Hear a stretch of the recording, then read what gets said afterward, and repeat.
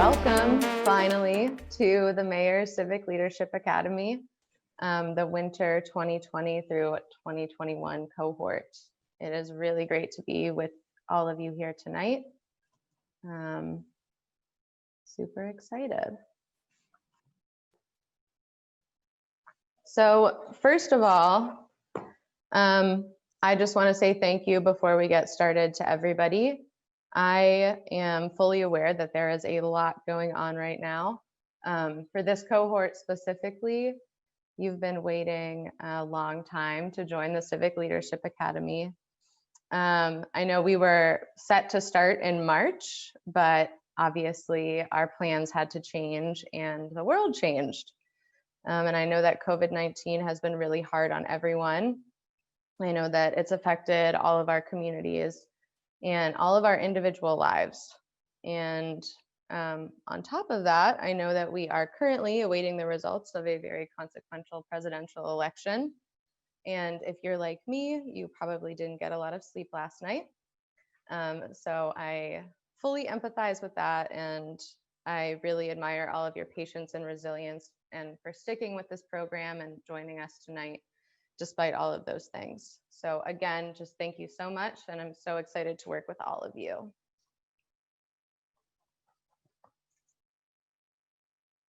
Okay, so this is our agenda for tonight. I'm Leah Friedman from the Office of Community Affairs.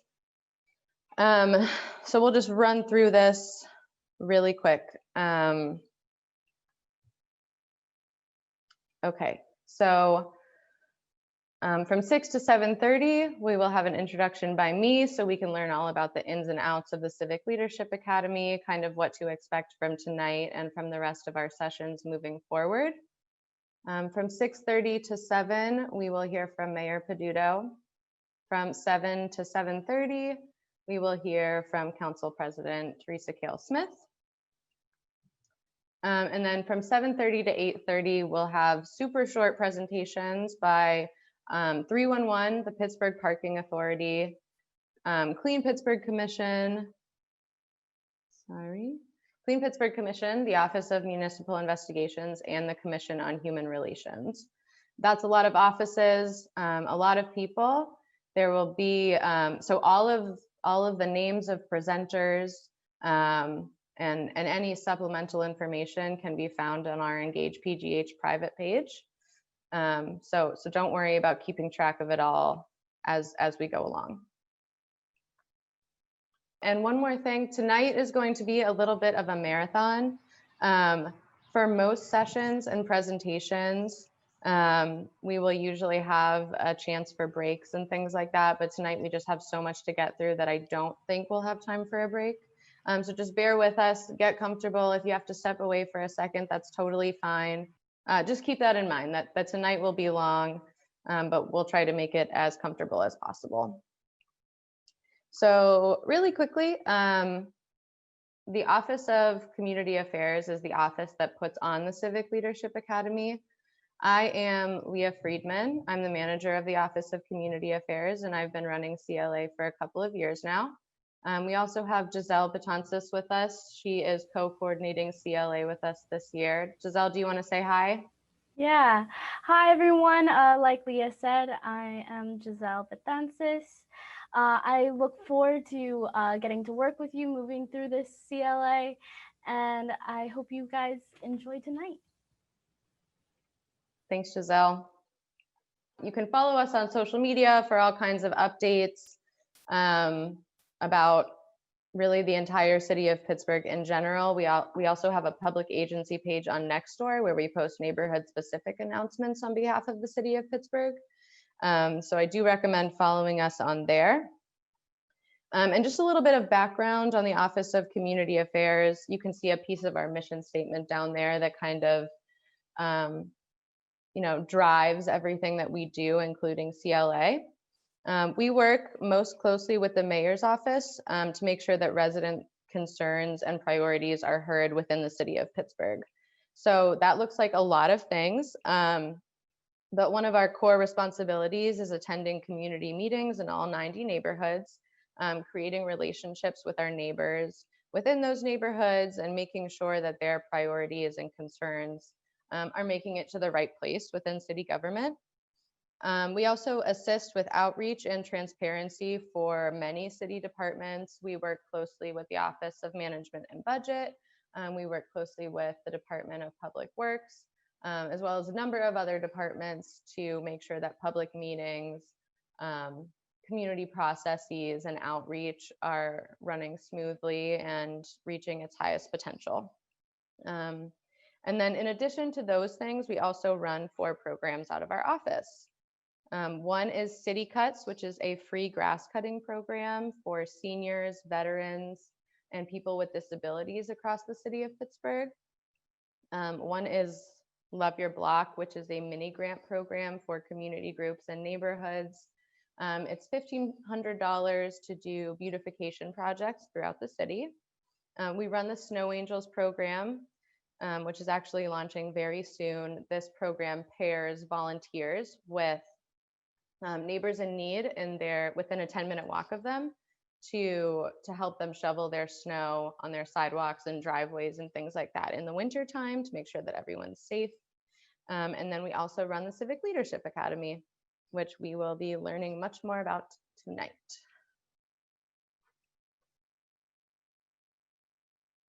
Okay, so as I'm sure most of you are familiar with by now, the Civic Leadership Academy is a free 11-week course that encourages more informed, effective, and inspired community and civic leadership by giving city residents an opportunity to learn about their local government. So throughout this program, you will be meeting with over 22 city departments, authorities, and offices. These are all listed on the schedule that I sent you via email, and they're also listed on a schedule on our Engage PGH page. So you can always refer back to that to see who we're meeting with, what their contact information is, who the presenters are, and things like that. The first 10 weeks are just informational programming, so it's going to be a lot of learning. And the final week is going to be a celebration, and your friends and families are welcome to join us at that time. And just a quick note, back when Civic Leadership Academy was able to happen in person, we did eat dinner together during CLA. So I think that, kind of created a nice environment for us. So I just want to make sure that everybody feels free to eat dinner. I know it's kind of a long chunk of time in the evening, and we want to make sure that you're comfortable. So please feel free to do that throughout our sessions. Sessions are always really time crunched because there's just so much to go over, and it's honestly really hard to get everything in at once. But they always include some form of question and answer. So there will be a chance for discussion and things like that throughout the program, including tonight. So since we are virtual, I thought we would try holding questions until the end and avoid using the chat box, just because it's kind of hard for presenters to see. But feel free to, throw some thoughts in there if you'd like. We'll see what works best in terms of question and answer.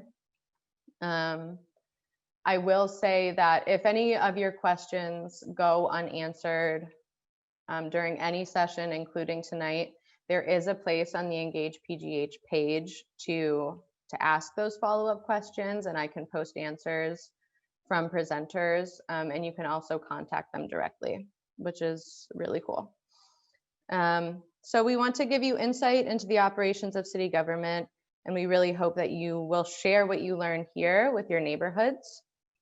And just a reminder that these presentations will be recorded, and at some point they will be posted publicly for others to use as a resource once the CLA course is over.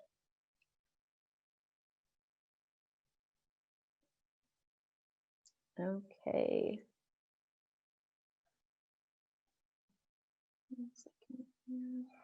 Okay, so really quickly, just a little bit about everyone who's joining us tonight. And we will do introductions Don't worry. The mayor likes to do introductions and kind of listen in to see who's joined Civic Leadership Academy this time. So we'll transition to introductions once he joins us. So you are 40 people, a cohort of 40 people chosen from over 100 applications to the Civic Leadership Academy, which means that everyone here is super impressive and has a lot to share with all of us. We have 30 Pittsburgh neighborhoods represented here tonight, and you are from all 9 council districts within the city of Pittsburgh. So we have a very diverse array of participants from many walks of life, backgrounds, continents, stories, all types of jobs, work, volunteerism, community involvement, things like that. So we have a lot to learn from each other, and I hope we can.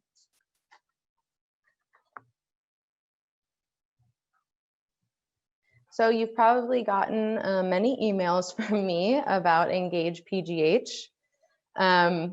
This is going to be a really, really, really important part of the Civic Leadership Academy since we can't be together in person.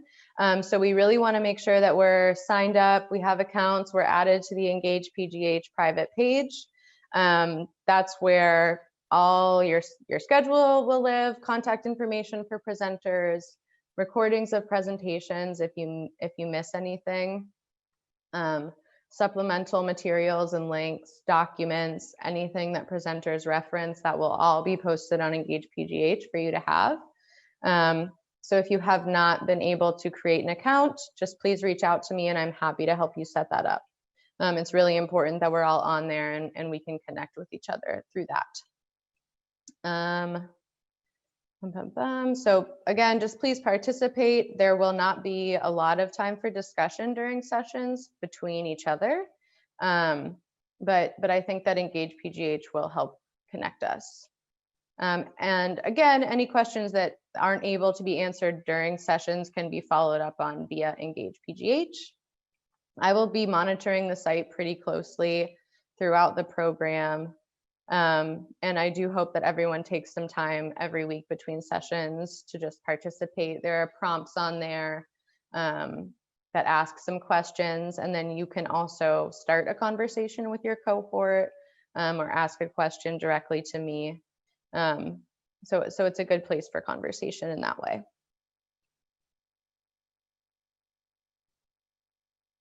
Okay. And then finally, just some golden rules for the Civic Leadership Academy. I know I don't have to worry about this too much with you all, but it's important to go over. So first, we just have a few more administrative rules. To complete the Civic Leadership Academy, you do have to attend 8 of the first 10 sessions. The celebration is obviously optional, but we hope to see you all there. I do ask that you participate in conversation on Engage PGH for the reasons we just talked about. And, you're welcome to keep your camera off during presentations since we're sort of using most of the screen for PowerPoints and things like that. But if you do have a question, please turn on your camera, introduce yourself if you're speaking or asking a question. And then if someone else is speaking or presenting, to please mute yourself. To please be patient. This is, the first virtual Civic Leadership Academy. So we're bound to have some technical difficulties and maybe some other hiccups throughout the program, but I hope that we can work through those together. We do ask that we approach CLA and city staff in a spirit of education and coordination. And I do encourage everybody to ask questions, but to remain respectful of everyone's time during questions. So, if you have already asked a few questions, maybe leave some room for others to speak. And then, of course, through Civic Leadership Academy, we will be having some challenging conversations.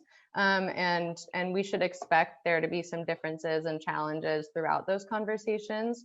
And we just ask that, those challenges and those differences are met with respect.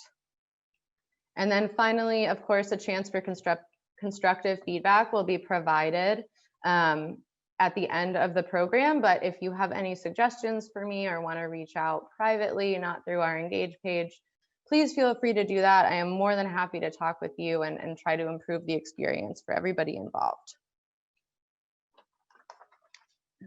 Okay. 1 second here. Okay, and so does anyone have any questions right now? Just about administration, logistics, anything like that for the Civic Leadership Academy? And let me try to pull my chat up.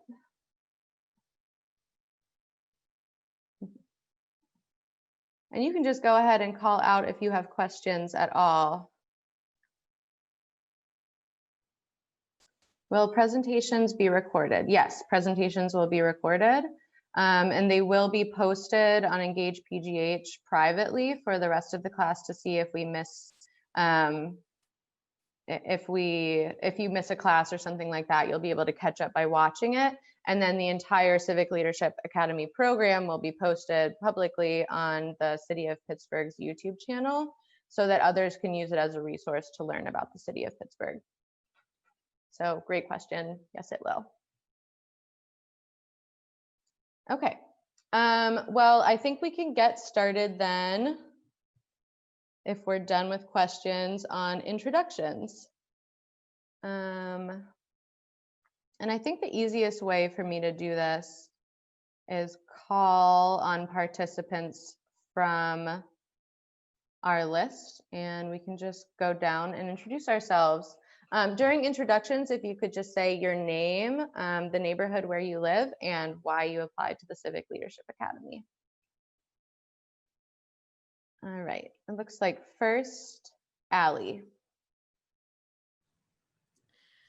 Hi, everyone. My name is Allie Patonic. I live in Brighton Heights, so Councilmember Bobby Wilson's district. And I applied. I'm excited to meet everyone else in the class and to have this group that considers new ideas to bring back to neighborhoods and organizations we work with, including some of the local organizations I work with on the North Side. So all about new ideas and learning from one another. Thank you. Awesome. Thank you, Allie.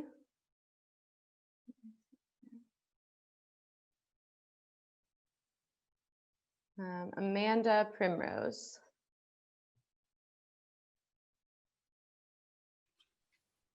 Hi, everyone. My name is Amanda Primrose. I'm a licensed professional counselor working with Allegheny Health Network. Current assignment is to participate in the consult service with the addiction medicine team. So we respond to anybody in the hospital with any sort of substance use disorder, trying to get them connected to treatment resources, primarily focused on battling the opioid epidemic, but other issues definitely come up with chronic pain, alcohol use, whatever. So anyway, a lot of our folks are involved in the legal system. A lot of our folks are trying to access community resources, housing instability, that kind of thing. So really wanted to get connected because I know some resources out there. I have some really good connections, but thought that this academy would be really beneficial, not only for me and my knowledge, but also being able to network with folks that know things and be able to bring that back to the patients I work with in the hospital. So thank you for having me. Thanks, Amanda. All right, we have Andrea. My name is Andrea Coleman Betts, and I'm a lifelong resident of Hazelwood. And I come to this meeting as a community volunteer and activist. And I do a lot of, right now through this pandemic, social networking and trying to help others to understand what they don't or do need to be included on every table that they could. And I'll enjoy meeting you and where you're from and where what you expect from the group. Thank you. Thank you, Andrea. It looks like we have Anna. Or maybe showing up as Anna W. Yeah, that's me. Okay. Hi. My name is Matt Gatto. I live in Marshall Shadeland, and I'm here basically to try to better understand how the city works, just to be a more effective advocate for my community. Great. Thank you, Matt. Okay. Bill Freed.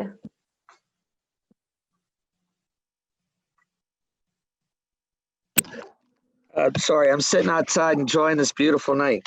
Hi, everybody. I'm Bill Freed. I work at Pittsburgh Community Services Incorporated. It's the community action agency for the city of Pittsburgh. And I'm involved in helping people get jobs or get training to get jobs. And I'm from the West Pittsburgh area and happy to be here. Great to see you, Bill. Thank you. See you, Leah. Okay. Dan Blumenfeld. Hello, everybody. My name is Dan. I'm a software guy living in Brighton Heights. I work for a company called Tobii Dynavox, and we do accessibility devices for people who've lost the ability to speak or have developmental delays, that sort of thing. I've been loosely involved in volunteering in the area for a few years. I do a 412 food rescue and volunteer as a poll worker and that sort of thing. But I realized this year that I have very little understanding of how civic government actually works. And I figured to be a more effective advocate for people, I need to know what's out there, know who to talk to when there's questions or concerns or ideas. So that's why I'm here. Great. Thanks, Dan. And then it looks like we have Dan Gladys.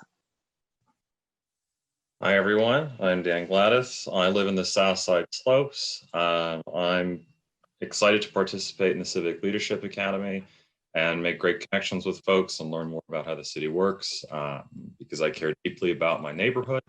And also my wife and I are in the process of opening up a small community-focused coffee shop in the Arlington Southside Slopes border area. And anything we can do to help our community and make our venture a little bit more successful, we're really excited about. Very glad to be here. Awesome. Thank you. Let's see.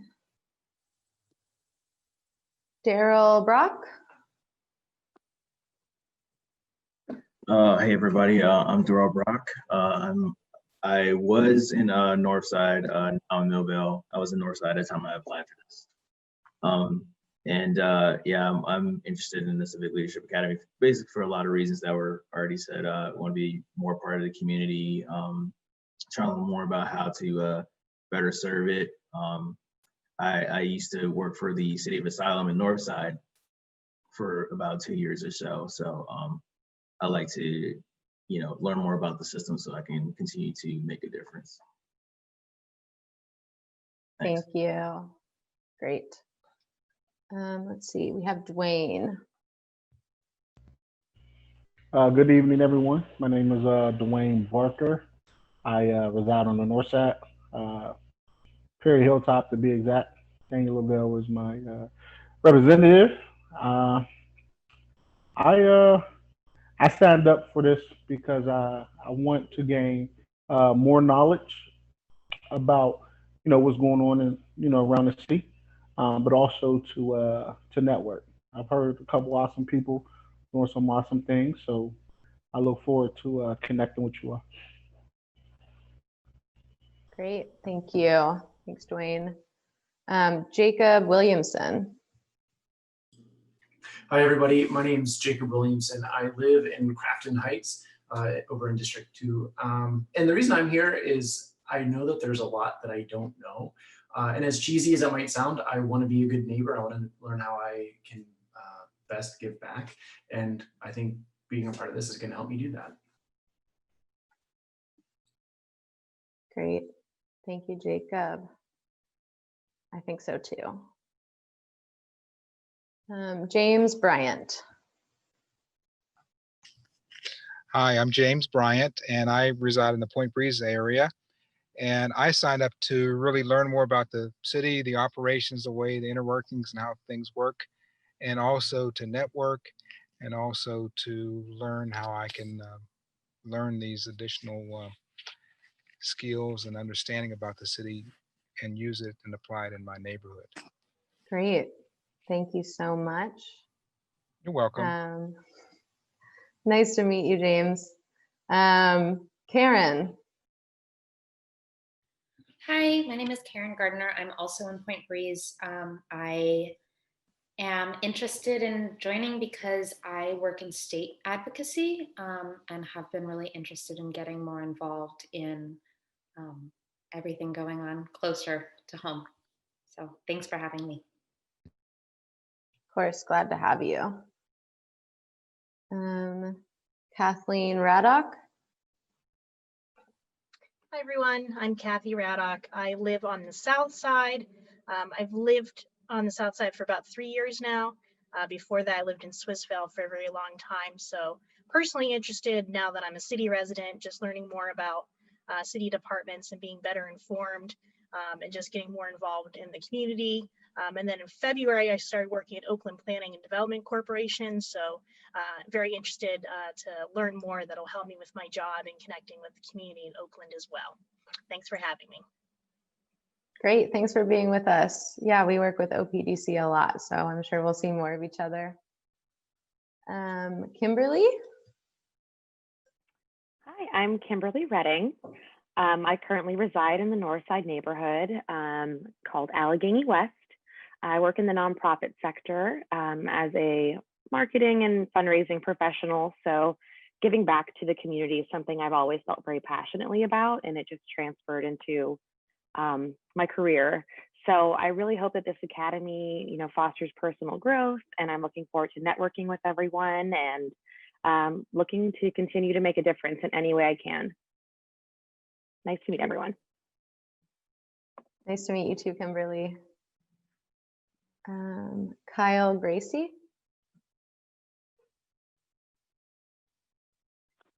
Hi, Kyle Gracie. I live in Bloomfield, where I serve on the board of directors for the Bloomfield Development Corporation.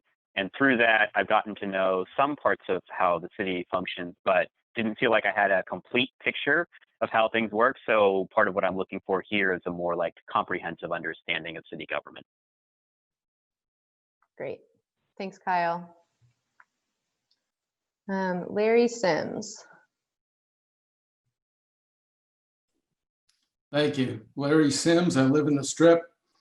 I'm a new Pittsburgher. I've been here about 2 years. I manufacture specialty construction products, and I'm on the board of Strip District Neighbors. I suspect our neighborhood is changing more rapidly and more radically than most others in the city. And the more I learn about how to interact with different parts of our government, the more effective I'll be in helping to manage that growth. Great. Thank you, Larry. And welcome to Pittsburgh. Leanne. Hi, I'm Leanne Wilson. I am from Mount Washington, Duquesne Heights. And I wanted to be involved with the program because I am a core team member of Neighbors on the Mount and volunteer a lot with the Mount Washington Community Development Authority. And so I just wanted to learn more about ways that we can work with the city to improve things in my neighborhood. Awesome, thank you. Yeah, great to meet you. Let's see, Liz Monk. Hi everyone, I'm Liz Monk. I live in Marshall-Shadeland. I work at Pitt at the Western Pennsylvania Regional Data Center, where we host city and county open data portal. So I want to know more about how the city departments function, how they function together, and then also meet everyone. Great. Thanks. I hope we can do that for you. Matt Cohen. Hi, everybody. I'm Matt Cohen. I live in Greenfield. I grew up in the South Hills, so outside of the city limit. And when I moved back after college and a few years away working, I moved into the city, and I've always been curious about how the city government works and the different departments that exist throughout. And I think that being a voter, it's important to be informed about decisions that are coming across the city's plate and the different things and projects that are on the city docket. And so I thought this would be a great opportunity to learn and find ways to be involved. Great. Thank you, Matt. Michelle? Thanks, Leon. Hi, everyone. This is Michelle Paniwala, and I've been a resident of Pittsburgh for over 15 years now, actually almost 16. I originally grew up in Bombay in India, and then we migrated here. So, it's obviously, there are a lot of things that are different, and it was an opportunity for me to learn more about the city, create more civic awareness for me, my community, and I currently am on the board of Greater Pittsburgh Food Bank and Northside Common Ministries. So I'm always looking at opportunities to give back to, the community around me. And I thought this would be a great way to network and get to know people. So thank you for the opportunity. Great. Yeah, great to meet you. Phyllis? So I'm Phyllis Ellis Popper. I live in Squirrel Hill. I'm currently retired, which sounds like a really strange thing for me to say because I never intended to retire. But I had been a college instructor in English as a second language, and I've worked for 30 years with foreign adults, doing ESL and refugee and immigration programs and an academic ESL. So now I have some time since I'm not teaching, and I realize I have very little idea about how the city government works. And so when I heard of the program, I decided I would like to participate and learn more and maybe find some other ways to use my skills and experience in the city. Great. Yeah, we'd love to help brainstorm some of that because that sounds really important. Thanks, Phyllis. Whitney? Hi, I'm Whitney Washington. I'm from the Sheraton section of the city. Basically, I joined this to network and to find more about the city. That's basically the real reason why I joined the operation, the different function of the different departments that go with the city. Well, you are definitely in the right place. Thanks, Whitney. And I think this is our last one. Will? Hi, everyone. I'm Will Emanuel. I live in the Southside Flats. I've been living down here for like 5 years now. I joined because I just recently finished a one-year AmeriCorps program where I was placed with a nonprofit in Homewood. And I wanted to learn more about local government because I know that nonprofits and local government are really closely intertwined, but I knew that I didn't know much about local government. So I just wanted to take an opportunity to kind of just learn a little bit more and get to meet some new people from outside my neighborhood. So it's great to meet everybody. I'm looking forward to the next couple of weeks. All right. Thank you, Will. Okay, did I miss anybody? I think my phone might have been muted or it didn't, but my name is Brandy. Oh, there you are. Okay. My name is Brandy. I'm the vice president of a nonprofit called Fro Gang. I also have my own LLC, which is called Brandy's Care with Love. Basically, I do before care and after care at school, and it's like an enrichment program. I'm just here so that way I can get more understanding of how the government is run and to get more, just understanding and networking. Nice to meet you guys. Nice to meet you, Brandy. Sorry about that. Thanks for being with us.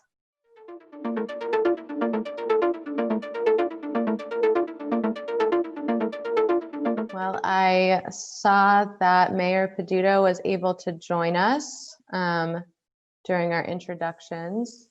So I'm gonna give the floor to the mayor to speak to us a little bit about what to expect from Civic Leadership Academy and his take on city government. So Leah, instead of doing that, I'm going to ask if President Cale Smith can talk first. She has some other engagements this evening. I can be around till 7:45. And what I Sure. also wanted to do is, since we can't meet in person, not only talk about the program, the mayor's office, but also give a tour of the mayor's office so folks can actually see where we work and where we do things. That's a great idea. That sounds perfect. Okay, so we will welcome the council president from District 2, Teresa Cale Smith. Good evening. Thanks for having us. Thank you, Mayor, for allowing me to go first. I want to thank you, Leah, for doing these programs. You do them so well. And we have a lot of people from District 2 and southwest of the Pittsburgh area participating. And I wish that this kind of program was around when I was first getting involved myself, now about 30 some years ago. You know, back when I was first starting, there was not a program like this. So, you know, you kind of just learn by trial and error. And a program like this would have been really helpful. I'm glad that you're all participating, and I hope that you've learned a lot of about city government. I think that there's a difference on what we do in city council. We work with the budget, we legislate, we do different things advocating for our communities. And for me, I'm really happy to say that working with Mayor Peduto, our district is #1 in the city budget this year. And it's because we work together and do so many things together and find value in collaborating. So I think that's been beneficial to the whole city of Pittsburgh, because I think they're getting to know a side of town that a lot of people don't always know a lot about the southwest section of the city of Pittsburgh. And I think that people are starting to become more and more aware of our area. And so I think that that's really great for our area, because we're getting so much more interest and so much more investment in our side of town. When I first started, there was not one community garden in our area. There was no trails. There was nothing. But now we have all those things in our side of town, and it's so nice to see it evolving. And it's the same. And I'm an East End girl. I moved from the East End over to the West, and when I first moved over there, I got involved in the community, and that's how years later I ended up running for office. And I ran for office because there was really somebody didn't want the mayor at the time, not Mayor Peduto, to have the person they wanted in office. And they asked me to get into the race. And not knowing politics, I got into the race, and then halfway through, I tried to get out of the race. And long story short, somebody said to me, women don't belong in politics. So I stayed in the race then because I was angry, and then I won. And so from there on, I decided I'm going to do whatever I can to help our community. So I've been focused on that. And I think it's starting to show a lot in our district. And a lot of that comes with people. There's a strong mayoral form of government in the city of Pittsburgh. And a lot of people think that, you're going to run for city council, and you're going to go in there and you're going to make things happen. You're going to show how things are going to get done and how they should be done. And then you get there and you realize everything that you thought was not the way it is going to be. And it's not, there's a process to things. And there's so many other, you have a mayor who's pulled in a million directions, trying to make a budget work that hasn't really had real tax increases, not significant tax increases for a very long time. And we may have little pockets here and there that we, the library fund and different things, but then it's never really have been that much. And you have just a small pocket of people paying for everything that people want in the city of Pittsburgh. And so I think that having those challenges, he's done a really amazing job working with city council, making sure that the budget is spread across fairly across 9 districts. So you might get in there and think that you're going to change your district, but you soon will learn you have to take 5 people to make anything happen, plus a mayor. And so it's collaborating a lot. And when I was first elected, there was a couple people gave me advice, and one of the biggest pieces of advice I got from Bruce Krause, and he said, the biggest thing you have to learn is how to build a consensus, because you can't do anything by yourself when you get in here, and you quickly learn that. So that's it for me. I just thank you for taking the time to participate in this program. There's ways to get involved in your neighborhoods and in your communities. Reach out to your elected officials, reach out to your community groups, and get involved in the communities if you're not already involved. And if you are involved, maybe take it a step further. President Smith, I have one question for you. So how did you get involved? Because it wasn't just one day you decided, I'm going to run for city council. What was it that you started getting involved with that led to that next step, where you finally were at that position where you not only could be told we're not going to have a woman council member, but to beat back that type of a machine? It was a machine. I'm going to be honest. I was so intimidated when I first started. The first thing I started doing was my kids, my first husband had passed away, and I got involved with my kids with their sports. I got involved with them with their schools. And from those things, I started meeting more people and another person, and somebody was running for city council, and they told me that they needed my help because I knew everybody in the district. And I said, as long as you're going to do whatever you can for the community. Long story short, that's how I got involved. And it was 25 years, and I never was doing those things to ever run, or I wouldn't have waited 25 years. And then one day people came to me and said, why don't you just run, because we need somebody who cares about the community. And, we're so tired of people just picking who's going to serve us. We're asking you to run. And so I never knew that I was up against, the Democratic machine. I won the Democratic endorsement, but it was because I knew all the people that were committee people and had worked with them. It wasn't because I had an endorsement or the favor of the ward chair people or anything like that, who now I work with, but back then it was nothing like that. And so I went for it, and I won the endorsement to my surprise. And the day they were counting the votes, I was sitting there, and everybody's like, why do you look so nervous? You won, you didn't even do anything, you didn't knock doors, you didn't do anything. I said, because now what? I know nothing about government. Now I'm nervous. So I think it's just getting involved in, if you either your schools, your community. I also got involved in trails and doing trail work. So if you just like planting, I think that's one way that you get to start meeting people and doing things in the community or going to events. This group is one way to meet people. So I think there's lots of different ways you can get involved. I just want to add a couple of things to that. Number one, working with all 9 council members, you figure out where their strengths are pretty quickly. There is nobody, and all the other 8 council members will say this, who is as engaged in her district as she actually is there, even during COVID, at every event that happens within her district. And before COVID, outside of her district as well.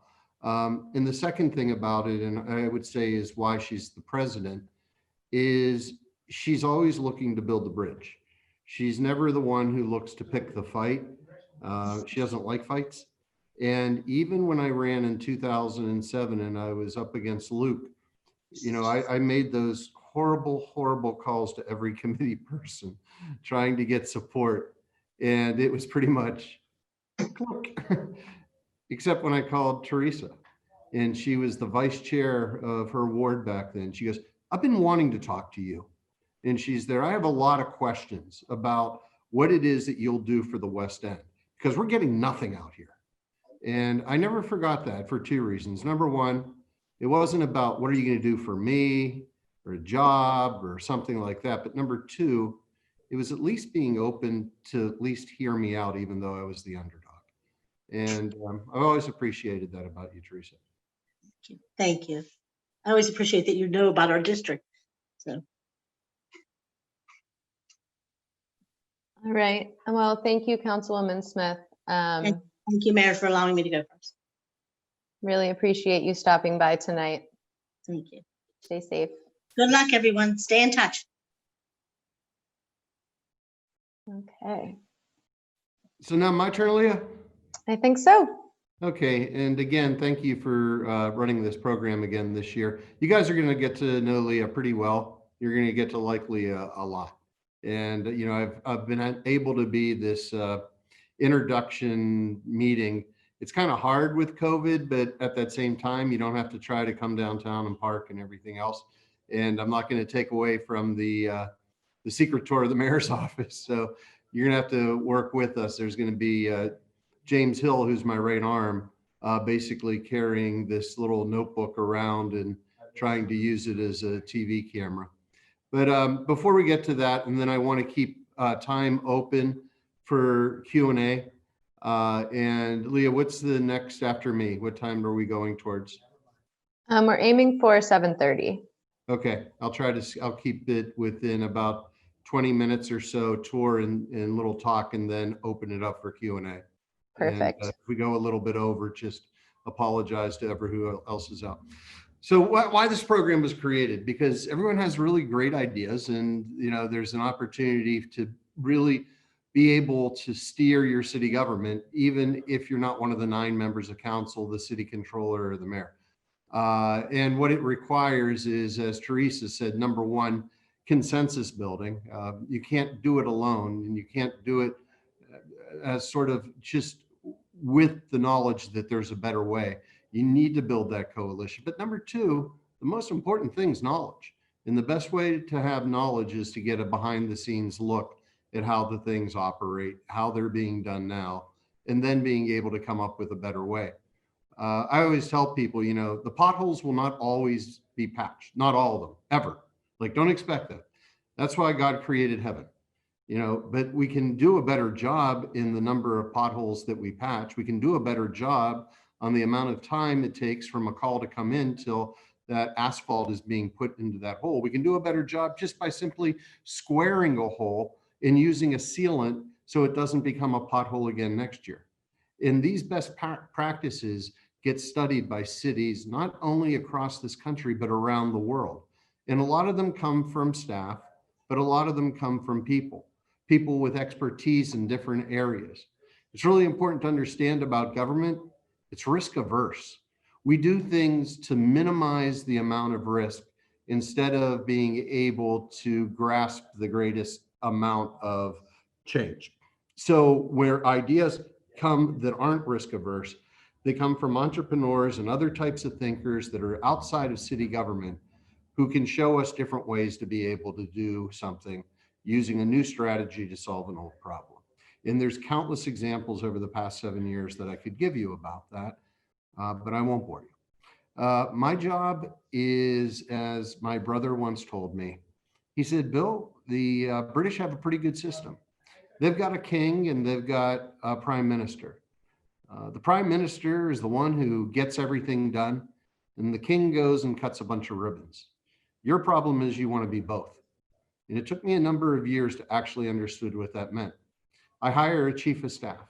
I hire chiefs of different operations, administration, finance, economic development. I hire directors and assistant directors of departments. And I have to put my faith in them that they're going to be able to get the job done. My job is not to get the job done. My job is to give it direction.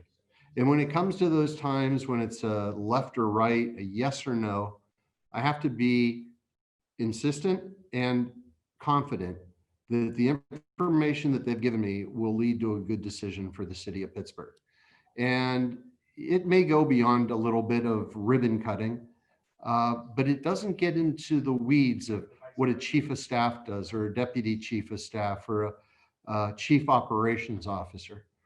More on the listening mode of the information that they're giving me, and then getting it from all the different sources and making the best decision that I can with the information that I have. Most of it is public, some of it rarely, but sometimes is private, either to protect individuals or to protect the operation.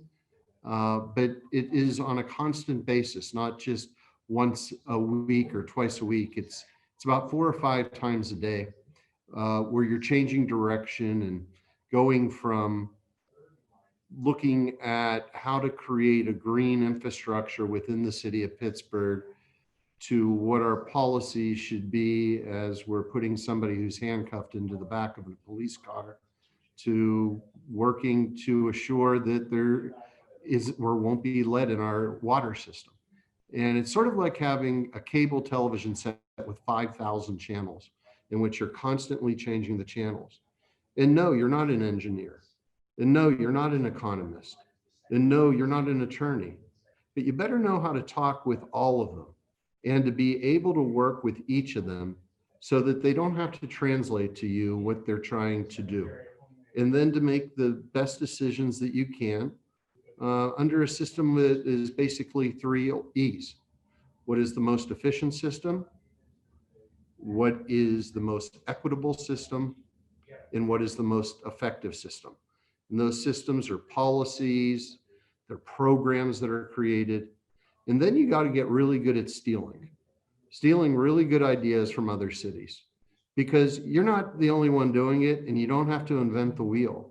But you have to realize that when Louisville, Kentucky is doing something with formerly incarcerated folks who are going to come out who are facing addiction, and they're able to do a 30-day program and it works, you got to see if it can also work in the city of Pittsburgh.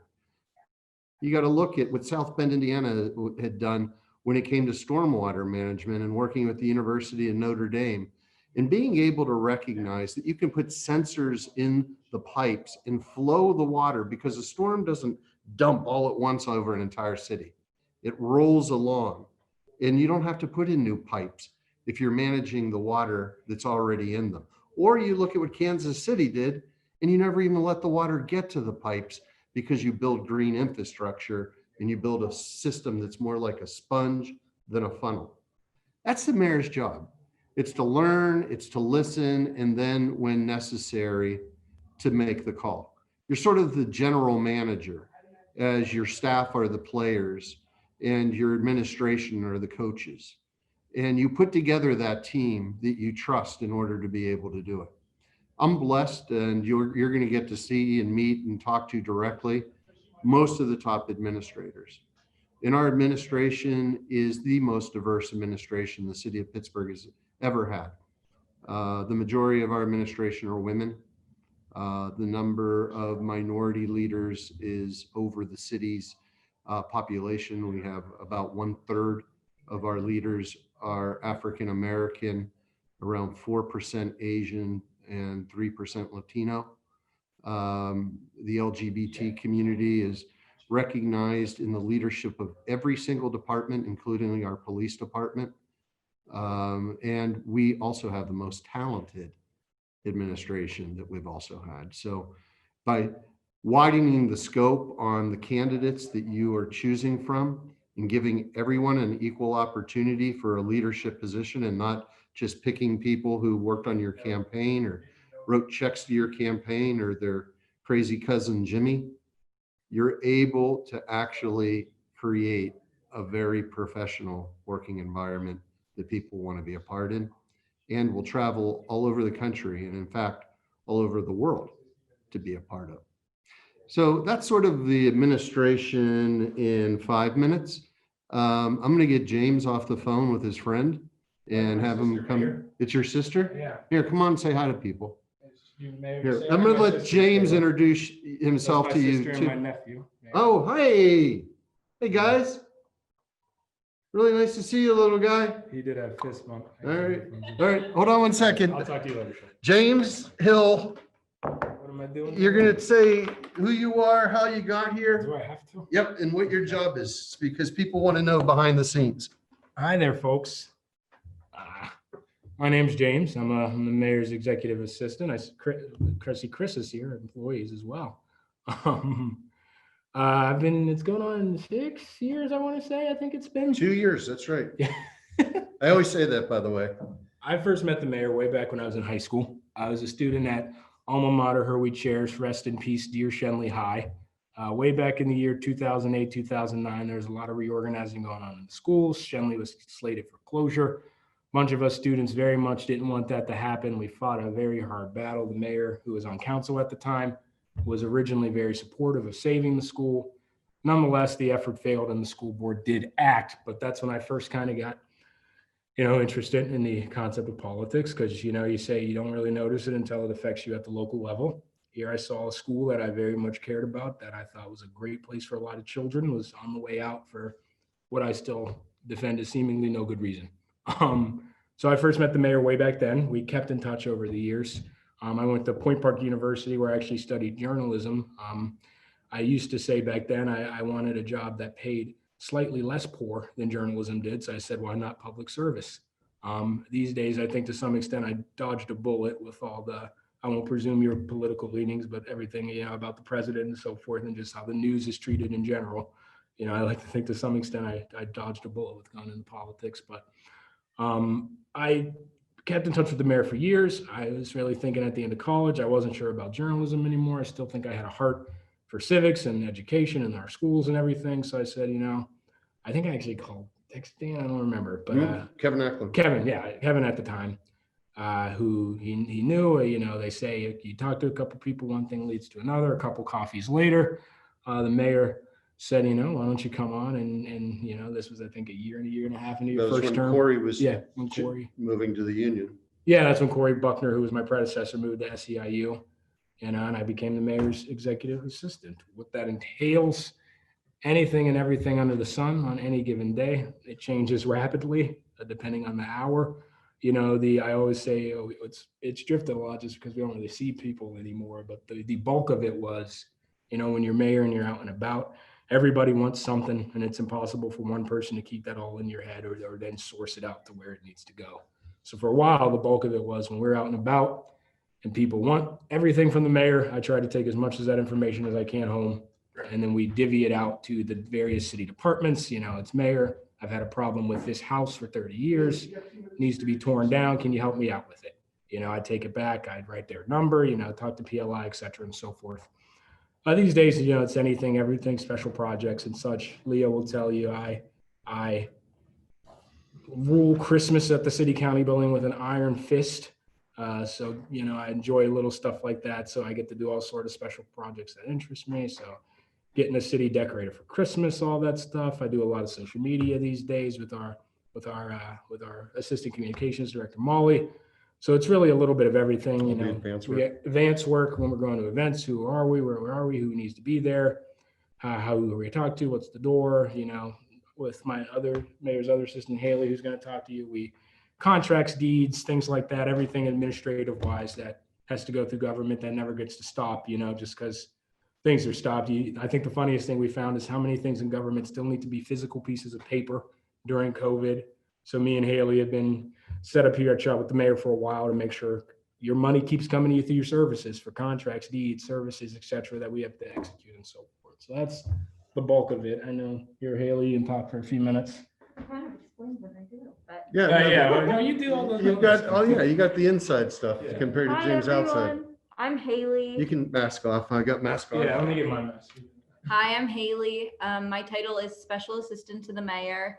I apologize for not dressing up for this. I didn't realize I was going to be speaking, but I do the inside the office work. So I do scheduling for the mayor, coordinating in-office events. But during the pandemic, I've kind of started to help out with outside the office events too, because we're down to a skeleton crew these days in the office. So when things were normal, I would coordinate travel within our country and internationally, and make sure the mayor knew where he was going for all of his events. And I never did because I'm an idiot.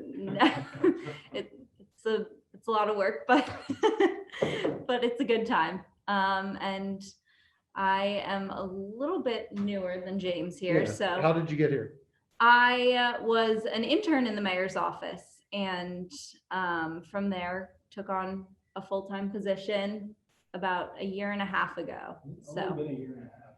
I know, feels like a long time when you're in a pandemic, but yeah, so that's me. Okay, James, ready to do the tour? Yeah, let's do it. Okay. Bye, guys. All right, we're gonna do the tour, guys. Trying to stay on time to get the 7:20 Q&A. I'm gonna take mask off. How do I flip the camera? Hold on. So this is the conference room. This is the place where you see we have the press conferences on behind this podium. Basically, this is the table that every mayor and administration has sat at since 1917. These are the original chairs and all the parts of it. This guy up here is Ebenezer Denny. I was just reading some of his words this afternoon. He was a major in the militia of the Continental Army and fought at the Battle of Yorktown along with Hamilton, Lafayette, and Washington. And if you ever see the movie The Patriot, they quote him in the movie. He was the first mayor of the city of Pittsburgh. You'll always notice that everything in the city's black and gold. It's not because of our sports teams, it's because of our city. The official colors of the city of Pittsburgh are black and gold. And you'll always see this thing wherever you look, whether it's at the University of Pittsburgh, Chatham University, the Diocese of Pittsburgh. That is the coat of arms of William Pitt, and it was adopted into the colors of black and gold earlier to become the official colors of the city. You see flags, you always put the American flag furthest to the right, then the next largest government entity, the state, which is going to go to Biden, then the next, the city, and then ceremonial. This is a very creepy William Pitt that was given to us for the 150th anniversary of the city of Pittsburgh. It's William Pitt under glass. Now we're going to do a quick turnaround. This thing is reverse. It's throwing me. What's that? Like the camera's reverse angles. Yeah. All right. This is my office. It's a beautiful office. You can imagine back when the city had money, back in 1917, they were able to build things like this. On one side, I get to look up Grant Street and all the beautiful architecture that Henry Clay Frick and the boys built back in the day. And then the other side, I look down at the brand new PNC Tower, one of the most green, environmentally friendly skyscrapers in the world. Again, the desk, same thing, original desk, the architecture team that put it together, including Henry Hornbostel, put together all the furniture in this room and in council chambers. Behind me are special symbolic memories over the years. To the left is the oldest item in this office. It's a podium from the original, or not the original, the second city hall. We used to have a city hall back then. And what you can tell is, this is around Civil War area. People were a lot shorter back then. My favorite mayor, David Lawrence, asleep at the desk, like every good mayor, because he's going through the refuse strike, and he told staff nobody leaves till the strike's over. And he actually ordered cots from coffins in order to be able to get it done. A lot of mementos over the past several years, some of them very special, some of them very sentimental, as we went through a lot of different crises, some of them just ridiculous, like this one that somebody sent me without any note. They just saw Undercover Boss and decided, well, you would look good with a bunch of jelly beans around you. Rosa Garrett Overback, something like that. Maybe it says Overbrook. Maybe that's where she's from. I never saw that before. So she did sign it. Actually, I don't know if you know, I didn't know, but in Buddhism, there are several lamas. They're sort of the gurus that oversee different parts of Buddhism. One of the lamas was in Pittsburgh, and when he was here, we had the chance to talk and meet. He gave me this beautiful Buddha that sits in there in this office. And then there's a lot of other special things. James talked about being a Shenley High School graduate. Well, so was Andy Warhol. And a lot of Pittsburghers don't even realize that. And so was Burton Morris, who was a buddy of mine in college, but he went to Alderdice. And they sit in this office on loan. And below that wall, you'll see white space. And that's for Pittsburgh Public School children to have their art in the office with their contemporaries, the kids that went to Pittsburgh Public Schools and became famous artists. This is kind of unique. This was made by Sophie Maslow, and it's the Not herself. No, yeah, she sat here with tools, and then when Tom Murphy became mayor, he took it out of the city, or out of the city county building, and put it across the street where it just collected dust. We kind of cleaned it up. We got a lot more work to do. I want to put glass over it, and I want to put it down in the lobby so all of Pittsburgh can see it. There's one thing that I'll show you, and it will not change as long as I'm mayor. I voted to preserve the Civic Arena when I was on city council. And although it's gone, it isn't gone from this. I thought it would be a really cool adaptive reuse that we could have used. Just a couple of other things before we go to the council chamber. Oh, Joe Barr's high five from his house in Point Breeze. So Mayor Barr was the mayor after Mayor Lawrence. After Mayor Lawrence became governor, there was a mayor who was in for a short time, and then Mayor Barr. And he brought this from his home. It works. And I had his daughter in here. Her nickname's Candy because of Candy Bar. It's not her real name, but didn't find that out until recently. When she saw it, she cried. This was given to me by staff on my first anniversary as mayor. It's a painting of David Lawrence. And if you look at it, you know, you're kind of looking down the Mon River where the tech center is and over to Southside Works. And basically it shows the city that he inherited. And it sits right by that window, and I can look out the window and see the city that is today. He took a city that was industrial and turned it into the third largest corporate center in America. But at that same time, he used a tool that we basically say we chase David Lawrence's ghost in order to do renewal, and that was the wrecking ball. And he went into the Hill, he went into East Liberty, and went into the North Side and disconnected communities. And now when we chase David Lawrence's ghost, it means our job is to reconnect those communities. Buddy Baron Batch did that of me, and it was a surprise, and I love it. One of my favorite artists, David Donahue, who really does beautiful Pittsburgh work. And all this artwork is for sale. So we're one of the largest art galleries in downtown Pittsburgh, and it's all by local Pittsburgh artists. So we've opened our walls to be able to sell artwork for artists. We've sold a number of pieces. Get used to this reverse link. This was given to me by the Navy SEALs. They were in town doing a special operation. We also had special forces as well. This picture up here, I don't know if you can get that, James, was given to me. It's one of my favorite pictures. Those are 5 Northside kids who rented suits in order to be able to get a picture taken. On the bottom left is Andrew Carnegie. Next to him is Phipps. And of the 5, 3 became famous industrialists and 2 died in the Civil War. This was given to me from the children at Community Day School after Tree of Life. And all of this stuff also has a special meaning for different reasons. Important. That's in reverse, but it says words matter. Oh, does it? No, Yeah, I think it's you're only weird. seeing it in reverse, right? No, they are too. No, we can see it. You can? It is Yeah. just me? No. Yeah, well, somebody sent me that after Tree of Life. There's a number of things in here that have been sent after that day. All right, let's go. This is a secret passageway, but not too secret. It is how I, next Monday will, well, I guess I won't, but First time how I ever. would have, or every other mayor has, delivered the budget address.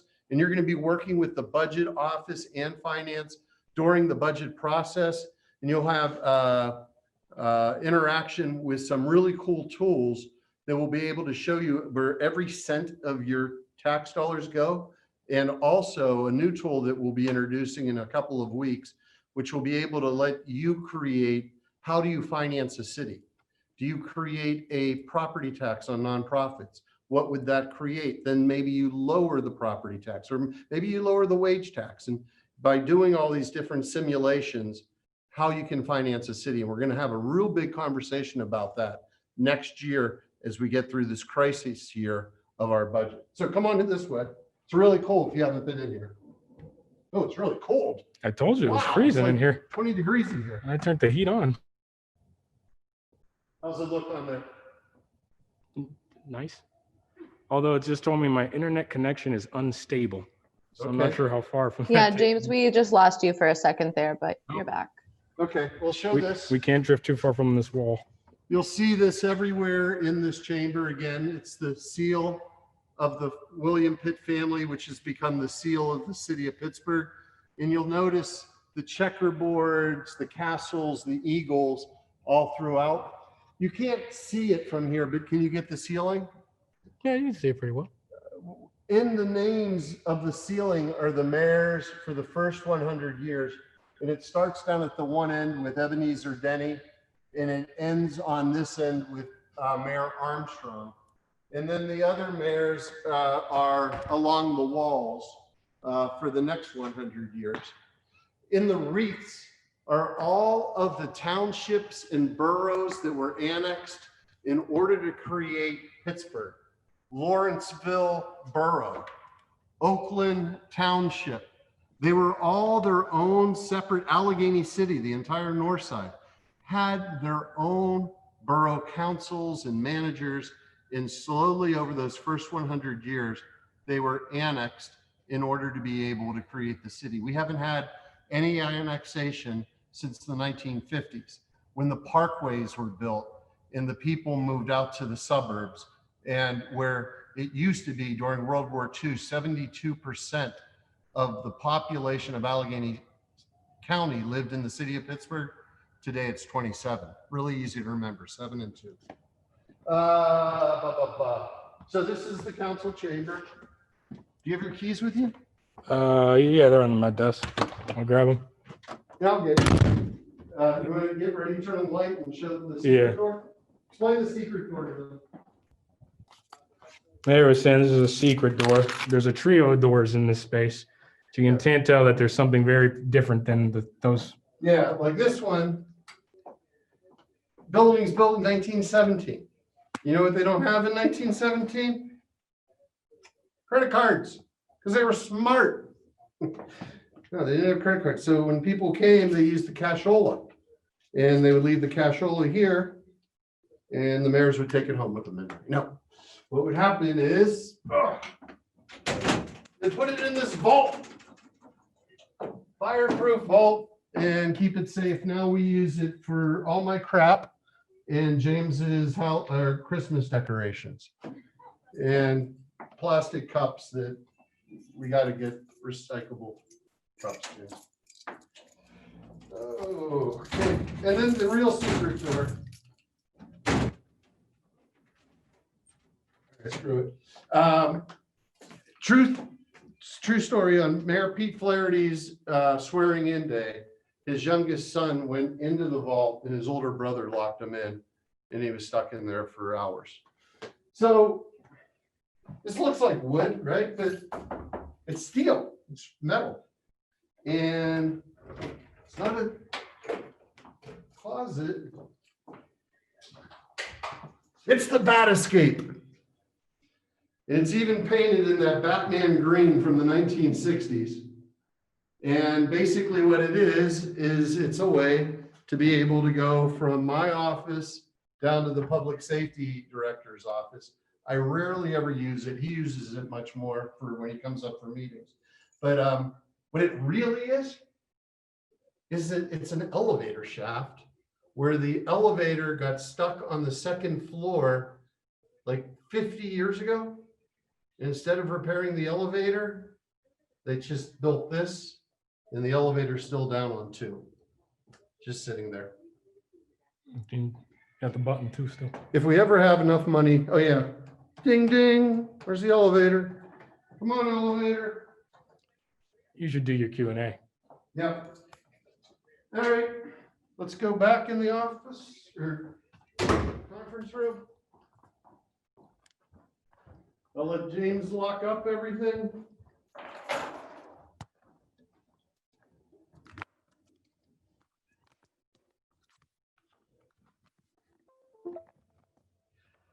All right. Okay. So that was the tour. Thank you. We don't have that much time, but at least about, if you don't mind, 8 to 10 minutes. Yeah. Let's try to fit 3 or 4 questions in. Okay, why don't you MC that? Sure. All right. I think we can just unmute if you have a question. That's a good question, Leah. Sure, go ahead, Bill. Hi, Mayor. This is Bill Freed from West Pittsburgh. Thank you for the tour. Yeah. I was curious, like, about small neighborhood business districts. When I grew up, there was like Crafton Heights had a little business district. Sheridan had one. There was one in Elliott, and they're just gone. And it seems like the only thing left is like one really small, expensive like store. Is there any, is the focus on like small neighborhood business districts? Is that a focus? I'm just curious. Yeah, we started a program this year, and you're going to learn more about it when you're talking with the URA and then also my Office of Equity. We've focused in on 7 historically Black neighborhoods where there has been no investment for over 40 years. So I believe in the West End, I'm trying to think which street it is. I think it's up in Chartier City. Is it Chartier Street? Chartiers Avenue, yeah, that's there. Yeah. And in Homewood, it's Homewood Avenue. In Hazelwood, it's 2nd Avenue. In the Hill, Center Avenue. In the North Side, Perrysville Avenue, and so on. And we've gotten a $10 million grant from PNC Bank, and we're putting money in, and we're trying to raise additional money. And we're creating this program called Avenues of Hope, and it has 2 things. Number 1, to fix up the buildings that are vacant and to make them so that entrepreneurs can move in. And then secondly, to provide a break on the rent for the first 2 years to be able to see them succeed. We believe if we can get a print shop to move in, and then maybe a barber shop to move in, and then maybe a tax accountant to move in, that the coffee shops and the others will follow. Yeah. But we got to get a spark going. And so we're experimenting with these first 7 neighborhoods, but then we want to increase it. And we want the entrepreneurs to come directly from the neighborhoods that we're investing in. So we've been working in the Hill. We've been working with a guy named Big Tom, and he has a barber shop, and he wants to expand and also create affordable housing. And he wants to take over an old historic barber shop in the Hill called Hams. And so he's one of our first that will be doing it. And then the second thing we're doing, we have a program called Catapult, which we started in East Liberty. We'll be expanding in the Hill in the next quarter. Again, the URA will tell you more about this and how to get involved in your neighborhood. But we basically take over a storefront and we put 4 to 6 businesses in, and we use it as incubator space in order for them to start being able to sell products. We have women in East Liberty who started out businesses in candles, sitting next to one that works in African art next to, and we took it right next to the Kelly Strayhorn in one of the most visible and prominent locations in the East Liberty Business District. We're going to be doing the same on Center Avenue, and hope to expand it into other neighborhoods. So when you talk to the URA, ask them specifically about how to get your community directly involved in doing that as well. Because I look at that area around Langley, and it's calling for a rebirth of small local business.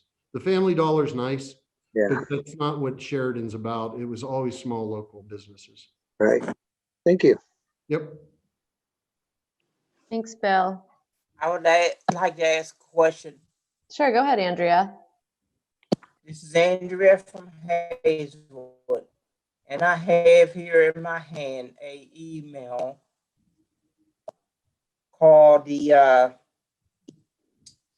Mayor Peduto News from 2015.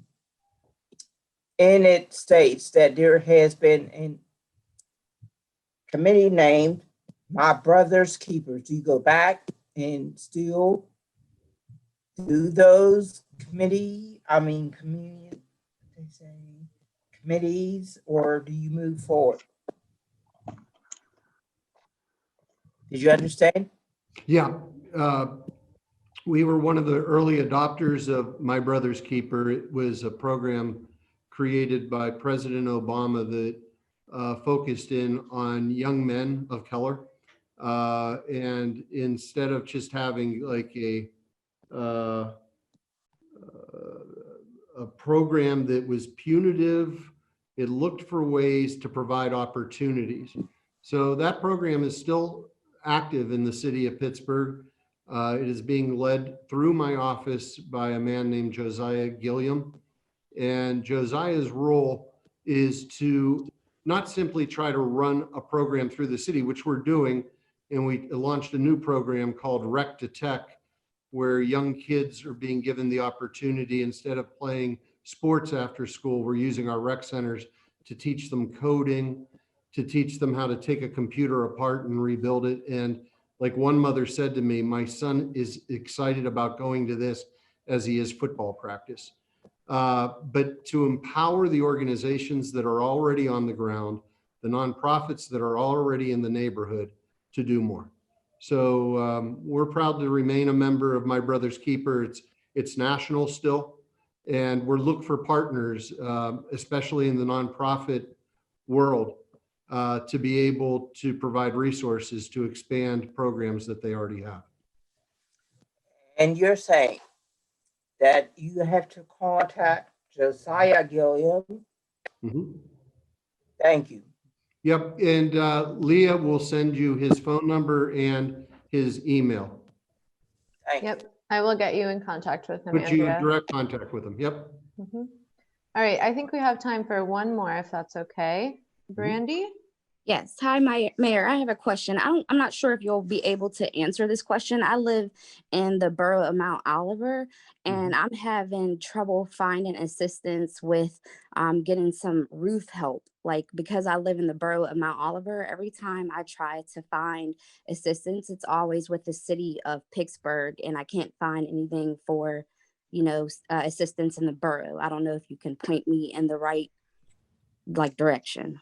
Yes. Haley, what's that program that Oliver created, that app that you're able to get all that information about housing?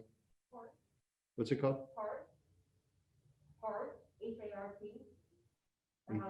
It's the Housing Assistance Resource Portal. HARP, yes. Yeah. HARP. I thought you were saying hearth. Hearth? And they're like, no, we didn't call it hearth. It's HARP, H-A-R-P. Google Pittsburgh, H-A-R-P. And what it is an app. And basically you type in your information, anything you want to know about housing. Let's say that you're a renter and you want to buy. You want to know what your programs are, and you want to buy in a low income neighborhood. Let's say you're a renter and you want to buy and it's the first time you bought, and what programs are available. Let's say that you own your house and you're looking to do repairs to it. And it will ask you about 5 or 6 questions, nothing too personal. And then it will direct you to all the resources in one portal. So again, it's made for the people of Pittsburgh, but that doesn't mean that some of the programs may not be county programs or state programs. We tried to make it a one-stop shop for all programs. But let's say there isn't one that you find, call the Pittsburgh staff member there's a contact person for each one, and say, look, I'm trying to find a program like yours in Mount Oliver. Thank you. And yeah, we haven't done a good enough job in promoting this. It's a really, really helpful tool. And that's anybody who's looking and has any questions about housing in Pittsburgh. Pittsburgh HARP, like. Okay, thank you. I appreciate you. Thank you. Perfect. And actually, I see Larry's had his hand up for a little bit. So maybe just Larry's question and then we can move on. Okay. Thank you. Larry Sims from the Strip District. I've been tangentially involved with the negotiations with Norfolk Southern regarding bridge work. And in the course of that, I've had an occasion to examine some of their properties. I have a little bit of expertise in that area. I did a visual comparison of the 16th Street Bridge with the Fort Wayne Bridge. One looks new. One looks like it's about to fall into the river. They're the same vintage. Norfolk Southern doesn't seem accountable to anybody. SHPO is focusing on aesthetics principally. PUC is not enforcing anything. The Federal Railroad Administration is not enforcing anything, and they, in fact, have been cited in a fairly recent collision for inadequate inspection procedures. I'm extremely concerned at how much traffic is going to hit that line when they complete the bridge work, and how pretty much the entire population of the city is within the blast radius. How do we force someone to be responsible and accountable for the condition of the bridge and those tracks? It's a very difficult procedure. We've taken the unusual step of seeking legal action against Norfolk Southern as the city. We do not have the ability to stop it through both federal transportation and state transportation mandates. a municipality does not have standing in the courts, or if it did, it would not be able to overturn a railroad court's decision. There's a reason that for 120 years, people in this country have been saying they've been railroaded. It's because there are rules, federal transportation rules that are created simply for railroad operation. That said, the judge has ordered Norfolk Southern into mediation with the city. We have been working on some of the things that you're saying, and there certainly are ways that we can compel them. Our basic tool, let me just put it to you this way, is delay. It is to make it so that we're tied up in court for so long that they either give up on the project or they agree to as many of the demands that we can add to it. And we've looked at it to see if we have a chance to win through the courts, and it's very, very, very unlikely. But I will ask Leah to get you directly into contact with Karina Ricks, who's our Director of Mobility and Infrastructure, to be able to get the concerns that you're talking about, because some of them I don't think have made it to mediation, and to be able to make sure that they're on the table. Excellent. Thank you. On it. Okay, thanks. Thank you, Mayor Peduto, for joining us and giving us that very exciting tour. I think that's the most exciting tour I've seen over Zoom so far. That's James Gary camera work. And listen, guys, thank you for caring enough about your city to wanting to do something to actually help make it better. You know, as we live through these days right now, we see a very, very divided country. I do believe that people can live together that have different ideas and different beliefs. And I think that's what makes America special. I just hope that within the city that we can bring those together in a productive way to actually see results for everyone. As you think about and go through these next several months of these meetings, just think about how that $1 of tax dollars can be used to check a lot of boxes, not just one. You know, how are we spending money on this parks program? But it's not just to beautify the park. It's to make sure that it's accessible for the kid who's in a wheelchair. Or, you know, how do we do these different things that will be able to make that dollar go as far as it possibly can? And you'll also see some of the struggles we have with having different departments. A lot of times ideas get siloed, and it really requires being up 20,000 feet to be able to break those silos and show how these two departments can work together. And you're going to be given that opportunity to see it. So I look forward towards the end of your fellowship to be able to then get ideas that you're able to share with Leah on ways that you as a group, and look at the diversity of your group. It's great. It's Pittsburgh. Are able to find those types of common bonds. So thanks for loving the city. Thank you, Mayor. Okay, see you soon. Stay safe.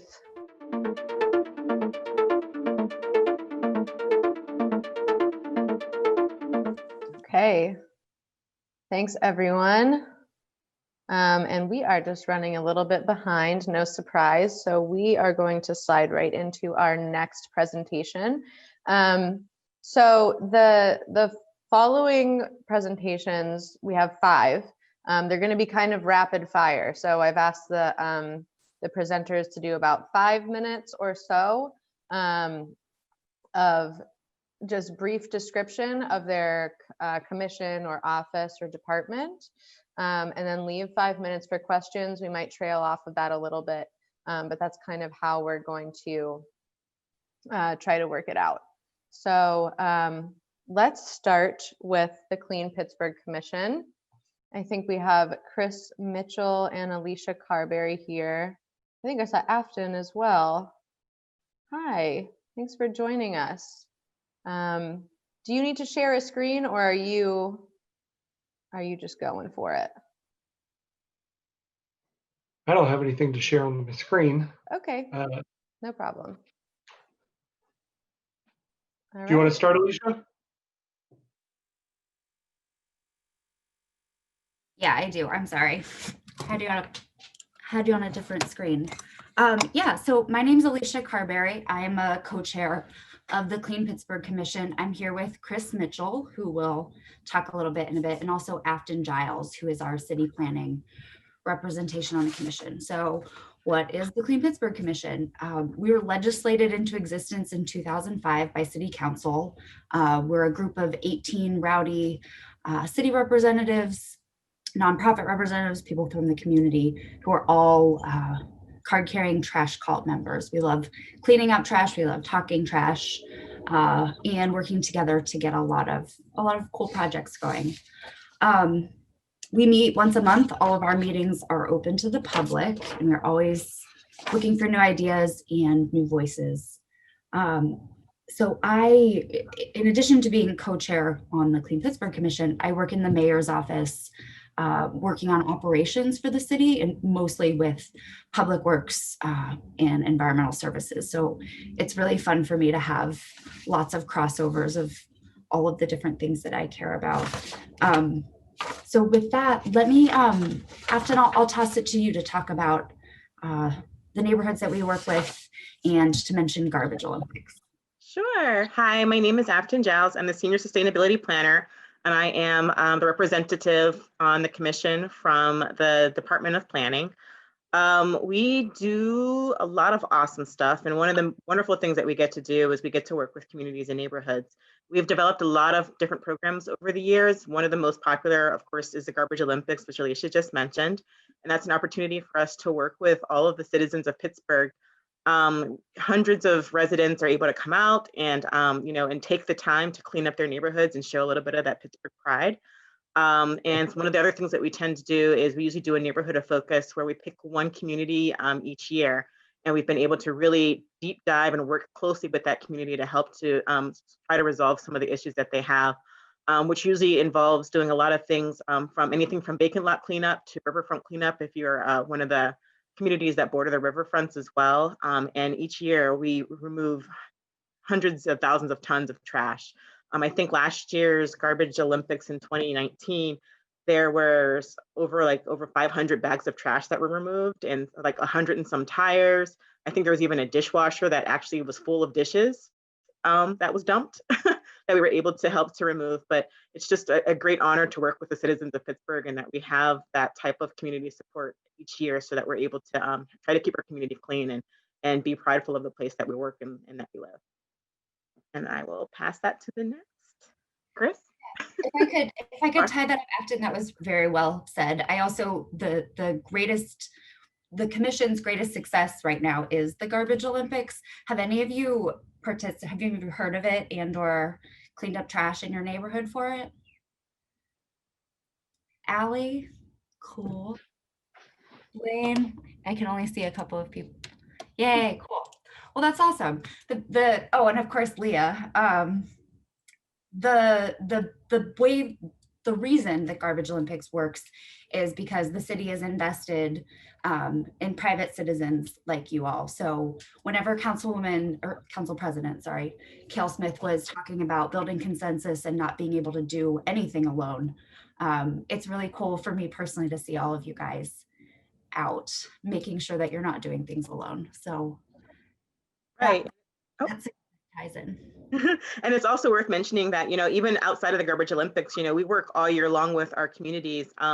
All you have to do is just pretty much put in a 311 call that goes to environmentals, that goes to DPW, and we are able to get an application processed so that if you were having a community event, we're able to lend support by providing tools, by providing garbage bins, by doing special collection pickups. And at one point, it used to take a couple of weeks in order to get that done. But now that we have our new recycling and waste coordinator, I think it can be done in like 20 minutes. So, we're always trying to improve the way that we work with our community members as well. And one of the other things that we do, which I forgot, is we do the on vacant properties. We did the painting project where we're able to make the vacant properties look a little bit more hospitable by painting fun doors and windows and things like that over top, so that you're looking at more than just boarded up housing as well, which makes it a little bit more approachable for people when they want to do housing projects and when they want to buy property, particularly our vacant property, which we have a lot of. Please buy a house. Hi, everybody. I'm Chris Mitchell. I'm the anti-litter specialist for Department of Public Works and the outreach coordinator for the Clean Pittsburgh Commission. We've had a lot of great ups and downs this past year on the CPC. We're launched a newsletter to keep in constant contact with all the people who we know are out there and care deeply about getting all this trash picked up. And I suggest everybody here sign up to our Clean Pittsburgh newsletter. It's a great resource if you want to find new ways to volunteer, new ways to get involved in these sort of things. The Clean Pittsburgh Commission really provides residents great ways to get involved, but also it's this great network of all these people, these nonprofits, all these departments who are all working towards the same goal. And without the Clean Pittsburgh Commission doing this networking of all of us bolstering each other's works and sharing our expertise with each other, we'd not be anywhere as far as we are right now. It's really something to witness every single month, how everybody brings together these great efforts that might all be done in the dark, and we're able to really get it past these goals that need to be done. And we're very excited to continue doing that. And anybody who ever wants to take part in cleaning up their neighborhood, you can always reach out to DPW at volunteer@pittsburghpa.gov, and I can walk you through any number of options of how we can get that trash off the street. Thank you. With that, Chris, would you want to talk about a recent joint effort among nonprofits in the city to expand recycling? Yes, we have worked. The Clean Pittsburgh Commission is with Environmental Services are having our first ever, I believe, election sign recycling. So we're very excited. It's something, everybody's kind of thought about every single election, but it goes by so fast. So we planned better this time. We're like, okay, we're going to have if you have your election sign, you can drop it off at a couple different DPW locations, just your one and done easy. Or if you want to do a neighborhood collection event, we can make sure all this stuff gets picked up by DPW and gets properly recycled. It's not because every 4 years it all ends up in a landfill. So we're very excited to get that done this year. Yeah, and since it's not accepted curbside by the city, it's very cool that other option came together. Yeah, Leah, how should we take questions? Yeah, so we're still kind of figuring that out for this time, but I think we have time for maybe 1 or 2 questions for the Clean Pittsburgh Commission representatives. If you have a question, go ahead, Alicia. Oh, and maybe, well, I guess I should just say the 18 members, the legislated members of the commission range from nonprofits like Allegheny Cleanways and Pennsylvania Resources Council to the mayor's office, me, permits and licensing and inspections, a council office, and different community representatives. So it's a robust sort of all things trash in the city. So to help frame or get some questions. Yeah, I think that's helpful. Thank you. Does anyone have questions for Clean Pittsburgh Commission? Yeah, I have a question. Obviously there's plenty of trash to be picked up. I'm just kind of curious if there's any initiatives aimed at keeping trash from becoming litter in the first place. That's something we're always working on. We're the first big one that's just really come together in a really great way is the censored litter cans. You'll see these litter cans all over the city. They have sensors in them now, so we know how full they are at any given time, right? So this does a couple great things, one of which is we don't have to run by the same cans that are almost empty and waste all this gas and waste all this manpower. This also lets us know, that can's not used very much, and we can move it over to areas where we can go, okay, that can is used a lot, right? That's a very big thing that's just happened. We're very happy to get that going because we've been testing the cans for maybe a year or so now. We're expanding our drop-offs of hard to recycle things like TVs and the other things that is not picked up curbside. So we're doing that down in the Strip District, and we're working to get more hours and better times, or we're getting it a lot more streamlined. And that's work that never really stops. I do have, in my office, several different proposals that we want to just keep trying, keep getting better, because we know that as much as we appreciate all the work that Pittsburgh residents do picking up this stuff, we have to get better at prevention. So we're going to be announcing plenty of those as they come along, and we're going to be working on pushing those through, and it's going to be a joint effort through many different departments and with the nonprofits working with us in the CPC. One of the other things that we're doing as a city is we're also trying to target some of our special events and getting some more things together in terms of education around how to do zero waste special events as well. We do have a zero waste initiative in the city of Pittsburgh to be waste free by 2023. So that's probably some more that you will be hearing as we go forward towards 2023, which is coming up really quickly, unfortunately, or I guess fortunately. So. Thanks, Chris and Afton. It looks like Larry has his hand raised, and I'm really sorry to be experimenting here. Can everyone raise their hands like Larry has done? No, not like in the video, but it's possible for you to do that? Okay, looks like it is. Okay, great. I did not know we had that function. This works better. So if we have a question, we can raise our hands moving forward. So I think that will make question and answer easier. And Larry, go ahead. Thank you. I have a colleague in the Strip who has been trying to stay on top of a minor graffiti problem. Unsuccessfully, she's been working primarily with the police department, and they have principally said they can only do something if they catch people in the act. Is graffiti in your purview? And if not, where would you recommend we turn?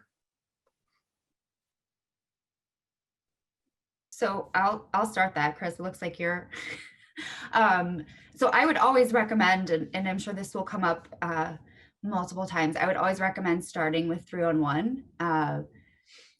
The Clean Pittsburgh Commission is kind of a peripheral, city commission, but we are not paid to be as such. So we'd always defer with starting a ticket with 3-on-1, and then we could help to advocate as it moves from the police to inspect and then public works to potentially clean it up. If your friend would be interested in sharing some of the details and may have a creative solution, the commission, that would fit well. Thank you. Chris, did you want to add on to that? No, that's perfect. Okay. Thank you, Clean Pittsburgh Commission. Thank you for joining us tonight. Really appreciate it. I will be posting some of the resources that the Clean Pittsburgh Commission mentioned on our Engage PGH page, so you can kind of follow up and explore some of the things that they were talking about, especially their newsletter. So I will definitely send a link to the group so that everyone can sign up and stay informed. Thank you so much. Bye, guys. Thank you. Feel free to stick around. So next, we're going to hear from Jam Hammond, who is the acting director for the Commission on Human Relations. Whoa, oh, looks like my video isn't working. Uh-oh. Maybe I'll try another way, but I'll just start talking for now. Okay. So I am the acting director for the Pittsburgh Commission on Human Relations. The commission is the city of Pittsburgh's, the my commission is the City of Pittsburgh's Anti-Discrimination Law Enforcement Agency. So when people who are living, working, visiting the City of Pittsburgh feel that they've experienced discrimination, they can report it to us, and we then do an investigation to see if we can find out what took place and whether that appears to be discrimination. We enforce the civil rights laws in housing, employment, and public accommodations, mainly. So that would be anyone who's working in the city of Pittsburgh, anyone who's living or seeking a home in the city of Pittsburgh, and then anybody who is visiting in the city of Pittsburgh. And to clarify, a public accommodation is any place that is open to the public for business, whether it's a physical location or services. Another area of enforcement for us is civil rights. It's what we call a civil rights complaint. It's less commonly reported, but it happens whenever there's something to report regarding discrimination by a person who is working for the city at the time or delivering city services. And those are investigated in the same type of process as it's most like a public accommodations complaint. And the one other thing that we do is called a community detention. We don't really call it a community detention complaint, but when there are a group of one or more groups or two or more groups of people who are interacting in one space and who are struggling to come to an understanding, and that misunderstanding is based around a protected class, then they can come to us and we can offer something like a community mediation. And that kind of brings me to what is a protected class. And oh, I'm on here, but I'm like sideways. So a protected class is a characteristic of you that you cannot alienate from your person, more likely than not. And it's something that you can't change and that is protected under the law against discrimination. So in the city of Pittsburgh, we have many protected classes beyond what there are federally. I believe we have something like 17, given recent legislation protecting hair and head coverings. And then in April or May of this year, we added citizenship status and preferred language. So some examples of protected classes are religion, race, ancestry, color. Some are specific to an enforcement area, like in housing. The status as a survivor of domestic violence is protected, and familial status is protected. Whereas in employment, you might have pregnancy protections. So anytime that we're talking about illegal discrimination, it's discrimination that is based on one of those protected classes. And, other types of discrimination may exist, but unless it's under one of those protected classes, we're limited in what we can file. So to talk a little bit about the filing process, when you go to contact the Commission on Human Relations, and so I'm the acting director, I'm also the intake coordinator and the outreach coordinator. So if you want to contact us, more likely than not, the first person you'll talk to is me. And you'll give me an overview of what happened, where it happened, so I can make sure it's in the city of Pittsburgh, when it happened, so I can make sure it's within the past 365 days. And then if it meets those criteria, then we'll file. We'll write up a complaint, you'll sign, and then we'll send it to the respondent. that's the person who you've charged with discrimination. That respondent will have an opportunity to respond and to say, you know, this is my take on the situation. And then it goes to an investigation where one of our investigators will ask you, do you have any evidence, witnesses, diary that you kept, any kind of thing to corroborate your story? They'll ask the same thing of the respondent, and they'll come to a recommended finding, which will go to the commission. That brings us again then to a little bit about the commission. So I'm a commission staff person, but the commission is a 15 person group of people who are all Pittsburghers. There's no specific requirement of like a legal background or any kind of, you know, education requirement for a commissioner. Really what we're looking for in commissioners are, you know, Pittsburghers who have a mind for fairness and civil rights.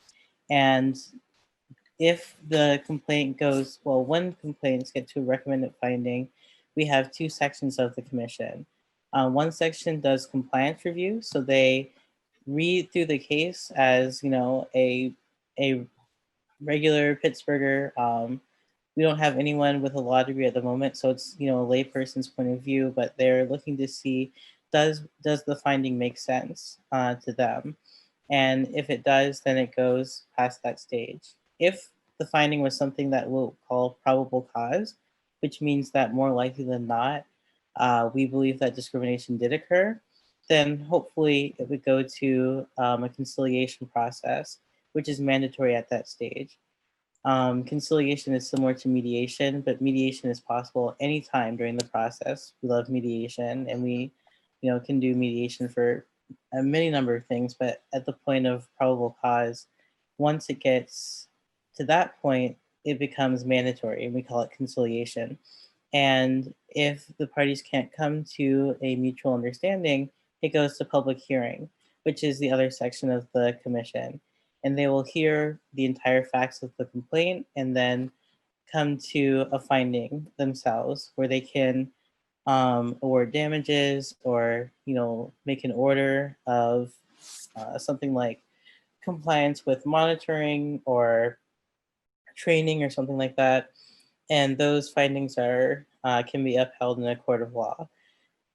And that's just about the whole process. The other section of our activities has to do with outreach and education. So that's one of the main parts of my job besides intake. You know, we go out to the community, we make sure that people know how to file, how to find us, and that they have rights and that we exist. A lot of Pittsburghers don't know that they do have a remedy when it comes to discrimination. The last thing I'll say is that sometimes it's unclear what is or isn't discrimination. And, you know, I'm always here, email me, call me. You can, now that we're remote, we have Google Voice, so you can text me too. Anytime you even suspect that you have experienced discrimination, feel free to give us a call. We have no problem, you know, talking out whether or not something was or wasn't discrimination or whether you could file. That's just about it for me. I know I'm on two screens. That's okay. Thank you, Jam. Really appreciate that. I'm sure that there's a lot of questions. CHR always has a lot of questions and a lot of interest, but we are running pretty low on time. So let's try one or two questions for Jam so we can get through today. It looks like Ali has a question. Yes, hi. I'm curious, what if something happens in the workplace, what is in the purview of the commission? And is there anything the commission recommends to people around Pittsburgh to sort of be upstanders in reminding people who, you know, could be aggrieved and have something to take, you know, to the commission to take action on it? So often people who might be hurt in these ways feel particularly vulnerable and may not know or may not feel really empowered to bring it to the commission. Yeah, that's a really, really good question. I would say two things. The first is that besides protected classes, we have something that's called a protected activity. A protected activity is any time that you attempt to access civil rights or protect civil rights. So we have had complaints where somebody who, in this example, somebody who was not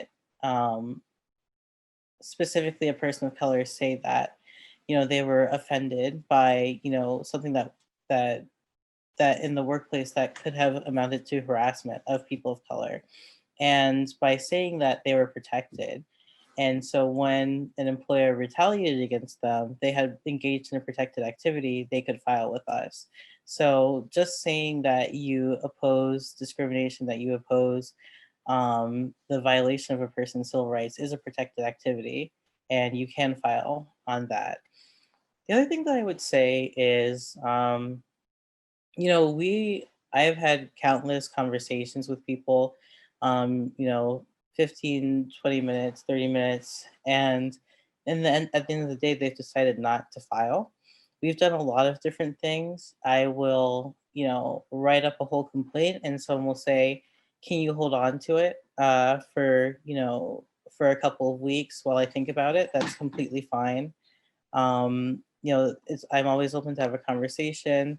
If someone wanted to have me write up the complaint and then to contact them once we get to like the 360th day, and if they still haven't decided, that's, completely fine. It's important for us to realize as a commission that this is not our risk, it's our work, but it's not our risk that's on the line. It's somebody else's risk. They're putting themselves out there, and it's their job. So, we're completely able to be flexible with somebody who is hesitant about filing.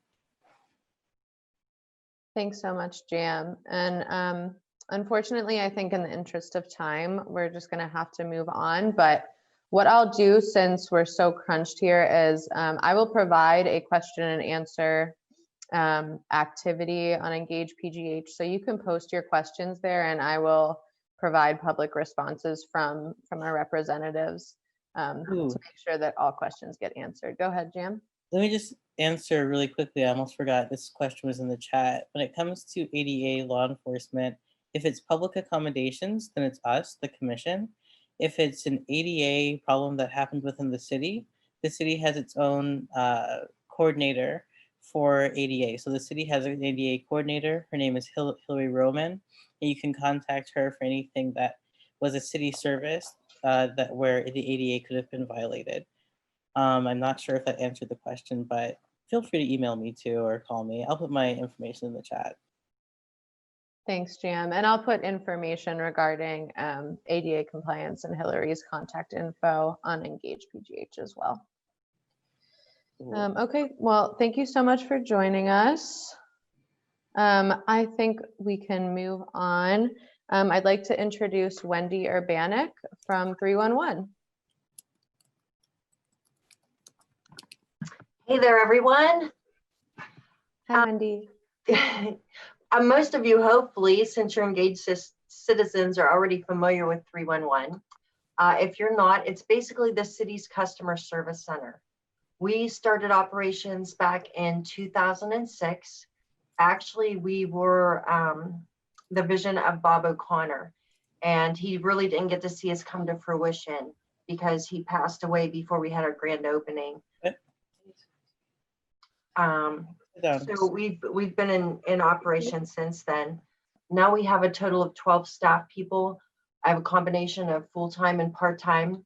We also expanded our hours since we started. Originally it was 8 to 4:30. Now we're open from 8 a.m. until 6 p.m. And there's a lot of channels to access us. In addition to calling 311, you can also tweet us at PGH311. You can go online and fill out the web form. We have a mobile app called MyBurg that's available on Android and iOS. It's free to download, and it's really easy to use. It offers an opportunity to send pictures with that as well. And let's see. Yeah, so when we first started 311, we were understaffed, and we had a really old database from the late 1980s. when Mayor Peduto came in, one of the first things he did was he got us software that is appropriate for this century. And it's allowed us to connect a lot more with citizens. So we appreciate everything you do. We take calls for every different department, from the police to public works to permits, licensing, and inspections. In 2019, we took about 86,000 calls and we processed about 95,000 service requests. And also in that year, our top request types were potholes, which shouldn't be a surprise for anyone. Next on the list was weeds and debris, and that's problems with private property. Your neighbor's not cutting their grass, or a vacant lot is overgrown.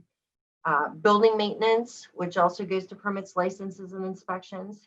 And then even though it's seasonal, our fourth type request, or common request type in 2019, was actually snow and ice. So we have a lot to keep us busy. Thanks, Wendy. That's basically the gist, yes. Yeah, and thanks for all the work you do at 311. They take so many calls every day and really, really keep the city running. Do we have any questions for 311?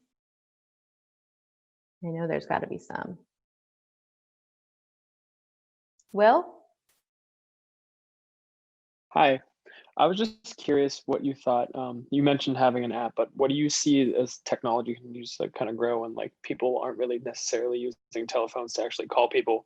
What do you see 311 in their position to kind of just utilize technology as we advance? The app actually is not as popular as I envisioned. And Twitter really surprised me with how popular it is. It's been a very, we've gotten so many tweets that our vendor for our software actually built it into our system. So the tweets come directly into our database now, which is really helpful. I would like to go to a live chat feature. So that is my dream someday. And I think that will become a lot more popular. Bill? Would there ever, or do you guys ever like take interns or do anything with like interns in that call center? Would that be something that would ever be possible? Oh, definitely, Bill. We, as a matter of fact, when we first started, we've had some really severe staffing issues. So we've been very creative with staffing. For a while, we used injured employees. For example, a school crossing guard, you have to be at 100% to be able to escort the kids safely. So if someone hurt their leg or something, we found jobs for them to do at 311. So we have basically considered and tried a lot of different options as far as staffing, and interns is something we would definitely consider. Excellent. Yeah, I'd like to follow up with you on that. Absolutely. Okay. Leah will share my info. I'm happy to talk to anyone. 311 is my favorite subject, so I can talk all night. It's a great line. I've used it myself. Great. I have a quick question. My grandmother, she has a lot that's like abandoned next to her. She actually asked if she could buy the lot, but the city wouldn't let her buy it. So like, cause it keeps getting, I guess like the weeds keep getting high. So of course she's not going to keep, she's 86 years old and we're not going to take care of it because we asked to buy it, but the city's not taking care of it. We reported it to 311 and there's a mice problem now because the weeds are so high. We keep reporting it. We keep reporting it to the city and to 311. What's our next step? What are you sure that it's city owned? Yes, it's city owned. Okay. Basically, the deal with city owned properties is we have a hard time keeping up with them. The city has a lot more property than we can manage. So we're lucky if we can get it cut once or twice a year. Okay. So 311 is actually the best option. We do what we can to get those taken care of. Now, as far as not being able to purchase it, there is a side lot program. And I think maybe we could dig deeper there. If you want to call me at some point and give me more details, I'd be happy to investigate further. Absolutely. Thank you. Yeah. I have a question. Okay, this will be the last question for Wendy. Thank you. I don't know if you'd be the appropriate person to contact, but I live in Squirrel Hill on a street that's actually flat. So people have been racing down this street for the last 30 years that I've lived here. and I've called several times to get speed bumps. Now I see lots of speed bumps putting in places, and I want to know how I can get one on my street so nobody gets killed. Actually, Phyllis, the fastest way if you're online is just to go onto the city website and look up the Department of Mobility and Infrastructure. They have a traffic calming form and petition that you can download and fill out. If you can't find it online, call us, we can mail you one, or we can help direct you to exactly where it is on the website. Okay, you said that's the Department of Mobility and Infrastructure, and then what? DOMI, D-O-M-I, Department of Mobility and Infrastructure, yes. Okay, thank you. Yep. And It's so under traffic calming. Yep. Yeah, so you can submit a traffic calming request through the City of Pittsburgh's website. I just want to also keep in mind that, while Wendy's team does the intake for anything like a vacant lot or an overgrown property or speed humps or something like that, that's sort of like the touch point, right? Like that first touch point, and all of those issues get routed to departments that we will be meeting with during the Civic Leadership Academy. So you will actually be meeting with directors from the Department of Mobility and Infrastructure who are in charge of the traffic calming program. And Brandy will be meeting with people who are in the Department of Public Works, in charge of clean and liens and things like that. So there will be an opportunity for kind of these broader questions to be answered within this program as well.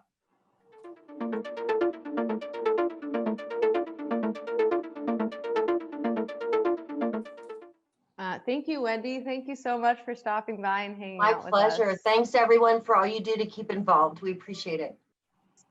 All right. Next up, we have Erin Bruni from the Office of Municipal Investigations.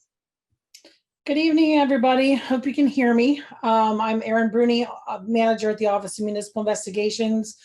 Our office basically has three functions. The first is residency compliance for city employees. Police officers are exempt from that now. The next is public safety background investigations, pre-employment background investigations. So that's all of our police, fire, and medics. But the largest chunk of what our work is to investigate misconduct allegations against city employees. And we receive those both from the public, which we can get them a number of different ways. Folks can call our office. They used to be able to walk in. We're kind of discouraging that right now and try to do by appointment only because a lot of us are teleworking, but if we're there, we will take a complaint. Wendy her folks will forward things over to us to investigate. Department and bureau directors will send us complaints for issues that they would like to have investigated by somebody that's not a supervisor in that department. Back in the day, we would often have, white pieces of paper slipped under our door in the middle of the night and with an allegation under it. We'll take things by mail, by fax, however it gets to us. Nowadays, folks are tagging the mayor's office on social media, and those things will end up their way to us. We are not a law enforcement agency, so what we're conducting are administrative investigations. We do about 250 of these a year. At one point in time, we only investigated complaints against police. And every once in a while, we would get like an internal, what we call like a no DHR complaint, where someone would make a complaint about retaliation, discrimination, or harassment in the workplace. I will say that our role has expanded so that we are taking on investigations on a much broader basis against all other kinds of city employees. The range of those complaints is anything from a verbal abuse, maybe somebody interacts with an employee in a park or in the building, or has a traffic encounter with someone who is at work in a city vehicle. Words are exchanged. That usually ends its way to us. The largest percentage of complaints that we handle each year are going to be against our uniformed personnel, almost strictly police officers. Out of the 250 complaints we do a year, close to 200 of those are going to be against police officers. Again, we're going to take anything from a verbal interaction that took place up to a use of force situation, a legal search and seizure, or something of that nature. Our staff is, we're different than the Citizen Police Review Board. Our staff is manned. I'm a civilian manager. I have a police sergeant and a civilian intake coordinator. And then our staff is equally split between police detectives and civilian investigators. So it is a nice mix of having folks that are experienced law enforcement professionals and then also civilian investigators to try to get both sides of that analysis and discussion when folks are working on cases. But when something comes in, we're a fact finder. We are not a part of the disciplinary process. We are kept separate from that. So we really don't have a stake in the game. We're just trying to find out what happened. So our investigators will go out and we'll look for witnesses, look for documents. Nowadays there's cameras anywhere, so we're looking for those. If there's any footage in that regard. Body worn cameras have been a good resource for us. It's not the end all and be all, but they have become a good resource for us. And once my investigators have come to a conclusion as far as what took place, they will render a disposition, and we have 4 of those. If we determine that something did not happen as the person alleged, maybe we have footage that contradicts what the allegation was. Maybe someone files an anonymous complaint with us and we don't have enough information or ways to get more information, or we can't find the incident, or we find out that it's another department, so it's out of our jurisdiction. Those types of things will be closed as unfounded. We do have a disposition called not resolved, where we have a lot of facts on both sides, but those contradict each other and everyone seems to be credible. So there's no reason not to believe the other person, but we just weren't there. We don't have anything to say what happened. So that's closed as not resolved. We have an exonerated disposition, which is, yes, whatever the person alleged to us is in fact what happened, but it was per policy. So, a lot of times folks will call in and they're upset because it's a neighborhood dispute and a police officer shows up and no one gets arrested, or they're told everyone's getting arrested. And the officer basically tells them, if you want to handle this situation, you go to a magistrate. And people aren't happy with that, but that is that's the proper disposition of that case. So that those types of things are closed as exonerated. And then we have sustained allegations, which is, yes, something happened and it violated policy. We close it as sustained, and then it gets forwarded to the, whether it's the chief of police, the fire chief, EMF's chief, a departmental director. If it's city parks, then, that director then decides, what was the complaint? How serious was it? And, based on their history, what level of discipline do we deliver? And then they return it to us, but we're not part of that disciplinary process. The departments handle that on their own. We try to get our stuff done in about 120 days. The amount of work that we've been doing, like if we're doing background investigations, those have to be done within 6 weeks. So a lot of times we have to put a stop on complaints. I mean, due to COVID, we're waiting for the court disposition. So a lot of our stuff has been slowed or delayed just because we're waiting on, being able to do interviews. Stuff we can do over the phone, we do.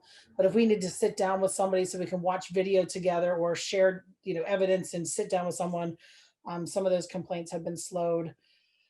But other than that, that's kind of what OMI does in a nutshell. I forwarded an email to Leah that has the 2019 annual report, which has our stats and basically shows what kind of complaints we're getting in, how those are disposed, the number of backgrounds we're doing, et cetera, as well as a brochure that we would hand out. We would try to go to community events in various parts of the city and, be able to take intakes or at least give people information, the brochures and stuff that said what we do and how the process works and answer questions in that regard.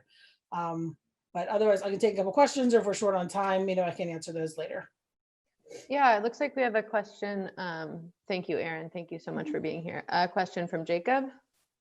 Yeah, hey, Aaron. I'm just curious, how does your office interface with the Citizen Police Review Board? Sure. So we can do concurrent investigations. So if we basically refer all complaints to each other, unless if someone files with the CPRB and they're like, no, I don't want an office that has police officers in it to investigate it, they don't have to forward it over to us. We're dictated by city code to send all citizen complaints over the CPRB, not necessarily those that are sent to us by departmental directors, and they only handle police cases. So anything that has to do with environmental services or PLI, we're not sending those to them either. But a lot of times they don't have access to certain resources that we do because we do have police officers in our office. So they will, send over a request for documentation that gets pushed back out to them so that it can be reviewed by their investigators and at a public hearing if need be. But they're really separate. I mean, we don't talk to each other about the dispositions of our cases, but they can happen at the same time. Thanks, Erin. Any more questions for Erin? No? Okay, if you do have follow-up questions, we can always post those on Engage and get them from Erin later. Oh. Whitney, did you have your hand raised? Yes, I did. Oh, sorry about that. Go ahead, Whitney. Yes, as far as a formal complaint, would you file it through your office, or would it be some sort of separate entity that you would file the formal complaint? No, you can file a complaint with our office. Like if you call to us, and a lot of people can make a complaint over the phone. That is one difference between us and the CPRB. They require a notarized document with your statement, but basically that's all we need is information from you to identify when and where the incident happens, so we can start to identify who the accused employee is, and find out what the allegations are. And a lot of times if you speak to our intake person, it's better because then they can get that information from you, if they have additional follow-up questions. But yeah, it starts the process. Thanks, Erin. Thanks for joining us tonight. Like I said, if there's any more questions, we can handle those offline. And let's move on to our final presenter of the night, Gwendolyn Bolden from the Pittsburgh Parking Authority, Director of On-Street Parking. Welcome, Gwendolyn. Hi there, can you hear me? Yes. Okay. I was gonna try to share my screen, but maybe I'll just go through it because I know we're pushed for time. I am Gwen Bolden. I'm the Director of On-Street Parking. Our goal is to provide and maintain affordable, safe, and clean public parking throughout the city of Pittsburgh. Another one of our mission statements is to uniformly enforce parking ordinances and laws of the city of Pittsburgh and the Commonwealth of Pennsylvania, to advance the economic development of the region, and to maintain our status as a below market price leader throughout the service area. So our prices for parking are going to be a lot lower than private companies that you see out there. We have a 5-member board that is appointed by the mayor.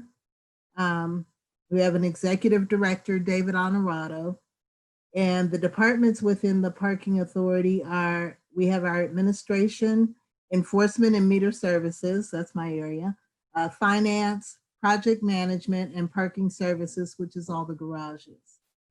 And then another portion of our operation is the Pittsburgh Parking Court. We maintain 3 budgets for the city. One is our general fund budget, one for capital improvements, and our budget for parking court. Our payments to the city in 2019 were $29.9 million. So we're not keeping the money. We're not trying to write a whole bunch of tickets. We have 11 parking garages and 2 attendant lots. 9 of those garages are located in the Central Business District. There's 1 in Oakland, 1 garage in Shadyside, 1 in Mon Wharf, and the 2nd Street Parking Plaza. We've got 28,812 parking spaces just within the Central Business District. Our garage spaces are controlled. Oh, and we have 8,638 garage spaces controlled by the Parking Authority in the Central Business District. 28% of the garages are controlled by PPAP, Parking Authority. They run with employees that are part of the Teamsters Union 926.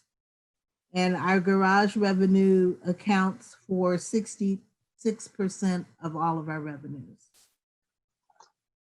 I'm going to share this information with Leah because it's a lot of information in our slideshow that is helpful for you guys to go back and look at. It includes everything with all of our rates for the garages. And then we've got 31 surface lots, which equal about 1,600 spaces around the city.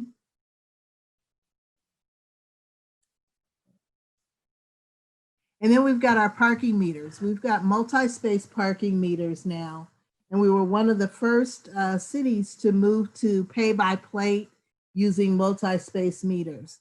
We moved from the single space meters that controlled every parking space to the multi-space meter where we can use one parking meter for usually up to 20 or more parking spaces. We have a total of 1,018 of those meters throughout the city. And our meter enforcement teams are part of the American Federation of State, County, and Municipal Employees, AFSCME local number 2719. Our meter revenue accounts for 32% of our revenues.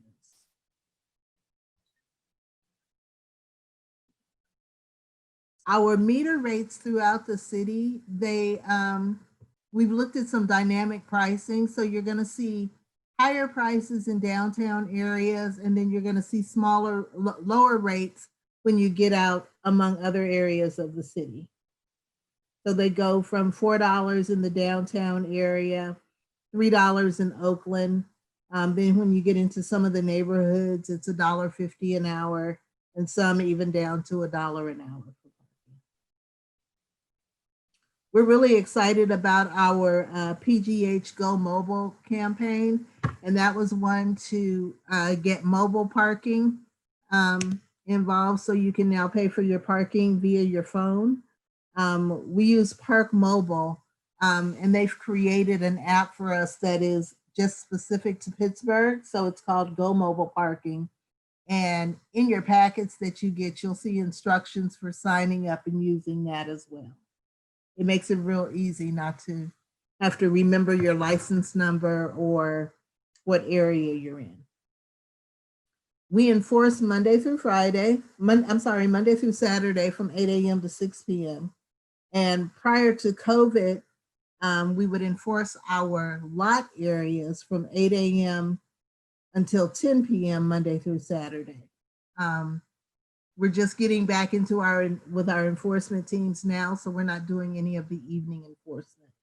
We're only going until 6 p.m. And then on the south side, we've got what's called the Parking Enhancement District, which operates Friday and Saturday evenings, and enforcement goes from 8 to midnight, with no enforcement on Sundays, unless there's a Steeler game. And that's only when we get back to normal operations. Of course, this year we didn't do street sweeping either, and that usually runs from April to October. This year, due to COVID, there was no street sweeping. Another big part of our operation is the residential parking program. We are responsible for selling the permits and the visitor passes. We enforce all the districts. We've got 38 residential parking areas currently. That's equal to about 447 streets in the program. And those areas are set up based on the citizens of that area. They decide that they want their area included, and there's a process that you go through with the city to determine if your area meets the criteria.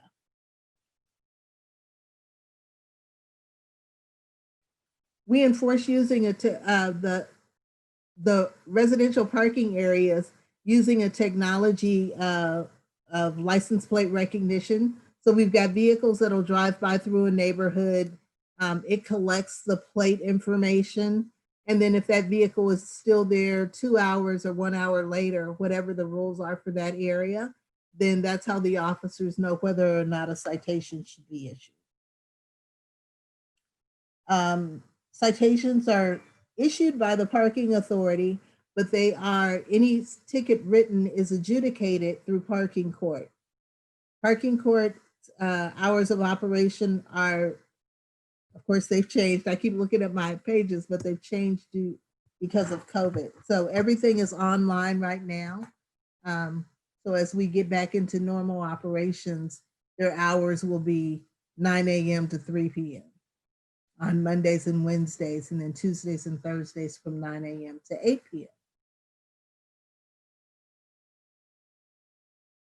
Parking court is responsible for the ticket maintenance, the adjudication, booting, and towing. They have 6 hearing officers, all of whom are senior district justices. And they do the initial hearing and then any follow-up hearings from there. I believe that's it. We've won a few awards in our days, so we're really proud. We're part of an International Parking Institute, and David Honorado happens to be the chair for that right now. So we're really proud of our awards that we've received over the years. One being an award of excellence for best parking facilities. We've received accredited parking organization with distinction.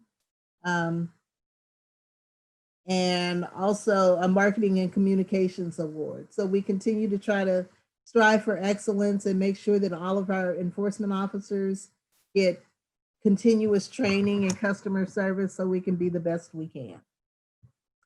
With that, any questions? Thank you, Gwen. Are there any questions for the parking authority?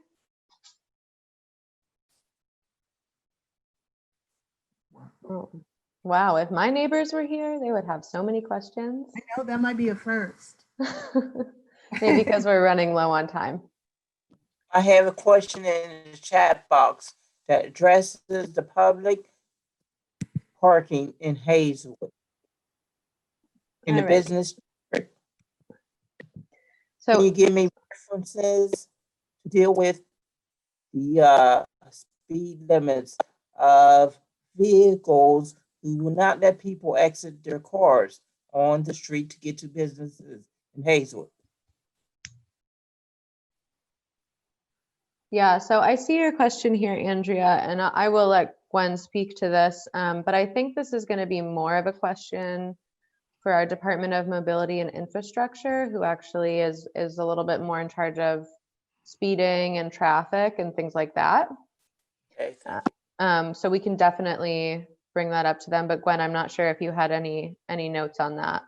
I don't. I can't see the question, and I didn't completely understand from what Okay. you. So it says in Hazelwood, public on-street parking in business districts is hazardous to the safety of people attempting to exit their parked vehicles because speed limits and road rage of motorists. That is something that would go through DOMI to look at speed calming. Yep, and we'll talk about that for sure. I have a question about the Go Mobile app. Mm-hmm. Well, I downloaded it and used it for a while, and then it stopped working. So somewhere, maybe on one of the meters, I saw a phone number to call or to email. I did whatever I was able to find out to do, and nobody ever got back to me, and I can't use the app. So is there a way to address that? Yeah, if you call our office, we'll get someone to help you and get you up to get your app. It may be, you may need to reinstall, or you may just not have a box check that you need to have, but we can get someone to go through that with you. Okay, thank you. All right, we'll do one last question from Dwayne. I just wanted to ask her what app was she using, because I had the same thing, and then I had to switch over to the Park mobile app, and that's the app that I use now. It's the Park mobile app. So I don't know what app you have. They are both the same thing. Park Mobile is our vendor that provides that provides our mobile parking. And they've just created a shell for us so we can advertise it as our own. So the Go Mobile app is the Park Mobile app. Okay, well, thanks, Gwen, for closing us out tonight. Really appreciate your time. You're welcome. Thank you. Okay, everyone. Well, thank you for sticking it out for the first session of Civic Leadership Academy. I don't expect most sessions to go this far over time, just because we'll have a lot fewer departments to get through moving forward. We'll have a chance to kind of go a little bit more in depth with departments. They'll have a lot more time to talk with us. So really looking forward to that. If you have questions, conversations, you want to engage a little bit on our Engage page, please feel free. And I'll be posting, I've been taking notes, so I'll be posting all the resources and supplemental materials that have been brought up tonight for this sessions, in the sessions tab on our website. But other than that, it's been great to meet all of you. I'll stick around in Zoom if anyone has any questions. But I hope you have a great night. Stay safe, get some sleep, hopefully, and have a good week.